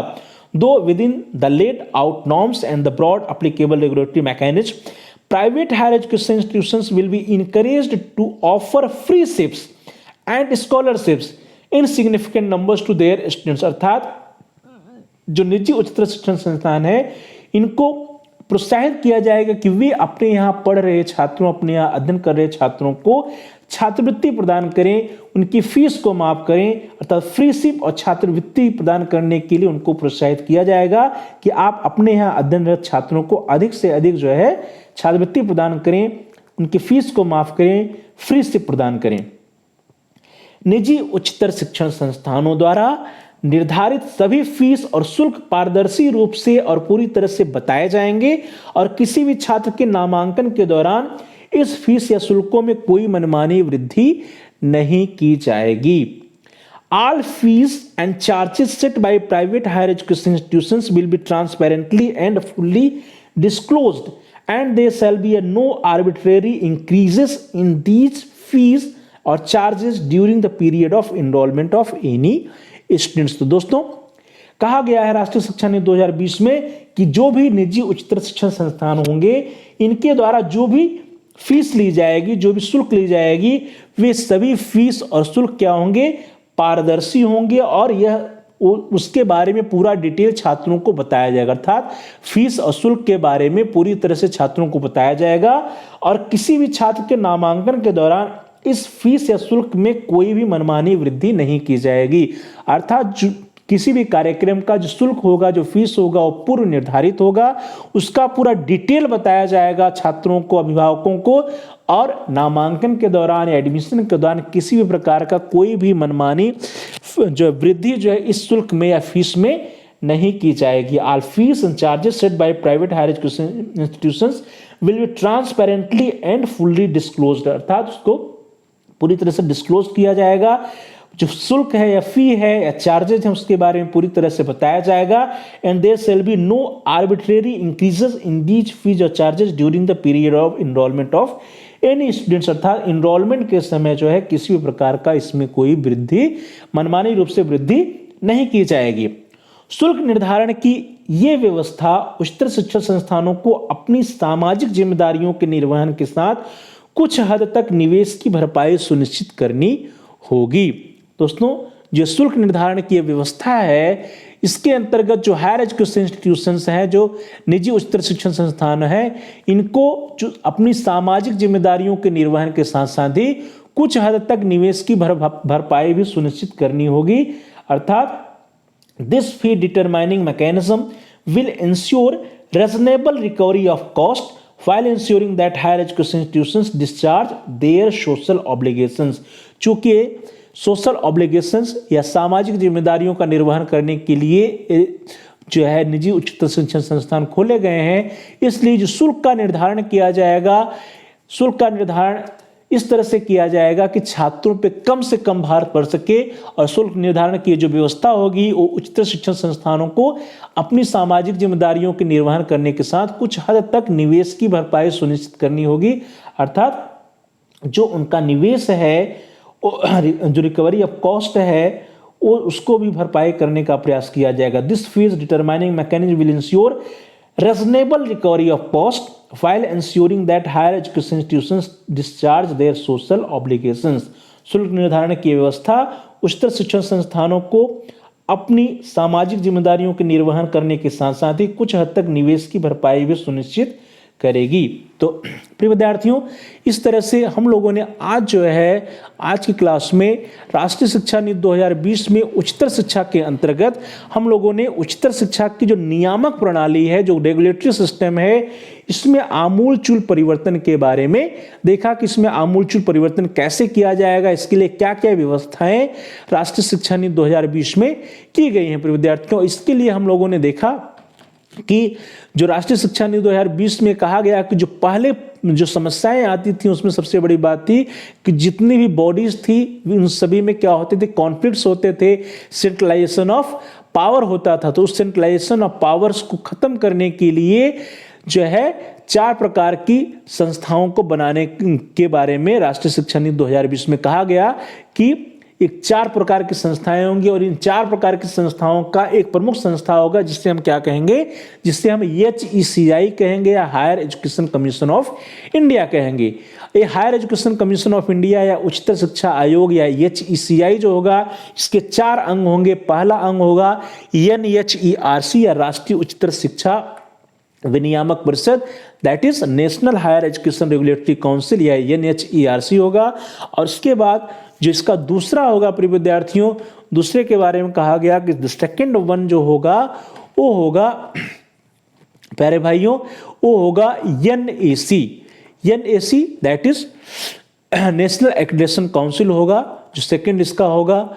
और इसके बारे में नेशनल एक्रेडिटेशन काउंसिल या राष्ट्रीय प्रत्यायन परिषद जो होगा इसका दूसरा अंग होगा। और दूसरा अंग ये जो एक्रेडिटेशन का कार्य करेगा। और इसके बाद जो प्रिय विद्यार्थियों जो तीसरा अंग इसका होगा उसको हम लोगों ने कहा कि जो तीसरा अंग होगा वो होगा प्रिय विद्यार्थियों HEGC, या जिसको हम लोग कहेंगे उच्चतर शिक्षा अनुदान परिषद। HECI का जो तीसरा अंग है वो क्या है, HEGC या उच्चतर शिक्षा अनुदान परिषद, that is higher education grants council, जो कि ग्रांट्स देने का कार्य करेगा, जो कि अनुदान देने का कार्य करेगा। और उसके उपरांत प्रिय विद्यार्थियों हम लोगों ने देखा कि जो चौथा इसका जो अंग होगा वो बहुत ही इंपॉर्टेंट होगा। वो क्या होगा प्रिय विद्यार्थियों, जो चौथा अंग होगा वो होगा GC का जो मेंबर होगा प्रिय विद्यार्थियों, that is the fourth one. जो चौथा होगा वो होगा GEC या जनरल एजुकेशन काउंसिल, जिसको हम लोग सामान्य शिक्षा परिषद कहेंगे। तो इसके बारे में हम लोगों ने चर्चा किया। और अंतिम में हम लोगों ने जो ये चर्चा किया कि एक सिस्टम है जिसको हम लोग कहते हैं philanthropic system, that is public philanthropic system. उसके अंतर्गत जो है प्राइवेट जो संस्थान है, जो निजी उच्चतर शिक्षण संस्थान है, उसको खोला जाएगा। लेकिन उसका जो उद्देश्य होगा खोलने का वो क्या होगा, जनहित में खोला जाएगा, परोपकारी प्रयास होगा, निजी परोपकारी प्रयासों को जो है प्रमोट किया जाएगा, प्राइवेट फिलेंथ्रोपिक एफर्ट्स को जो है प्रमोट किया जाएगा। और साथ ही साथ जो प्राइवेट हायर एजुकेशन इंस्टीट्यूशंस होंगे उसमें जो फीस होगा उस फीस या शुल्क को कैसे जो है उस पर नियंत्रण किया जाएगा, इसके बारे में कहा जाएगा, चर्चा किया हम लोगों ने। और उसके साथ ही राष्ट्रीय शिक्षा नीति 2020 में जो उच्च शिक्षा का जो व्यवसायीकरण है उसको कैसे जो है रोका जा सकेगा, इसके बारे में भी जो कुछ बातें की गई इसके बारे में हम लोगों ने चर्चा किया। तो आप सभी लोगों का बहुत बहुत धन्यवाद। Thanks for watching, thanks to all of you. Please like share and comment on the video, also subscribe the channel. प्रिय विद्यार्थियों, प्यारे भाई और बहनों, प्यारे साथियों, आप इस वीडियो को लाइक करिए और इस वीडियो को अधिक से अधिक शेयर करिए। और साथ साथ इस वीडियो पे कमेंट्स भी करिए। कमेंट्स के द्वारा आप जो है आपका जो भी महत्वपूर्ण सुझाव है उसको आप हम तक पहुंचा सकते हैं। हम आपके सुझावों पर अनुपालन करेंगे और साथ साथ आपकी समस्याओं का समाधान करने का प्रयास करेंगे। और जो भी आपके महत्वपूर्ण प्रश्न होंगे उन प्रश्नों का उत्तर देने का प्रयास करेंगे। तो please like share and comment on the video, also subscribe the channel. आप सभी लोगों में से जिन लोगों ने अभी तक चैनल को सब्सक्राइब नहीं किया है, कृपया आप चैनल को सब्सक्राइब कर लीजिए, जिससे कि आप अपनी कोर्स से रिलेटेड सभी वीडियोज को प्लेलिस्ट में जाकर के आसानी से देख पाएं। और साथ साथ दोस्तों एक बेल का आइकन आपको दिख रहा होगा, यदि बेल का आइकन रेड है, लाल है, तो उसको प्रेस करिए। उसको प्रेस करने पर कुछ विकल्प आएंगे, ऑप्शंस आएंगे, उनमें से आप ऑल के ऑप्शन को सिलेक्ट कर लीजिए। इससे यह होगा कि आपके कोर्स से रिलेटेड जितने भी नए वीडियोस आएंगे उसकी सूचना इन्फॉर्मेशन आपको समय से मिल जाएगी और आपका कोई भी वीडियो मिस नहीं होगा। तो बहुत बहुत धन्यवाद आप सभी का। Thanks for watching, thanks to all of you. Please like share and comment on the video, also subscribe the channel and press the bell icon all.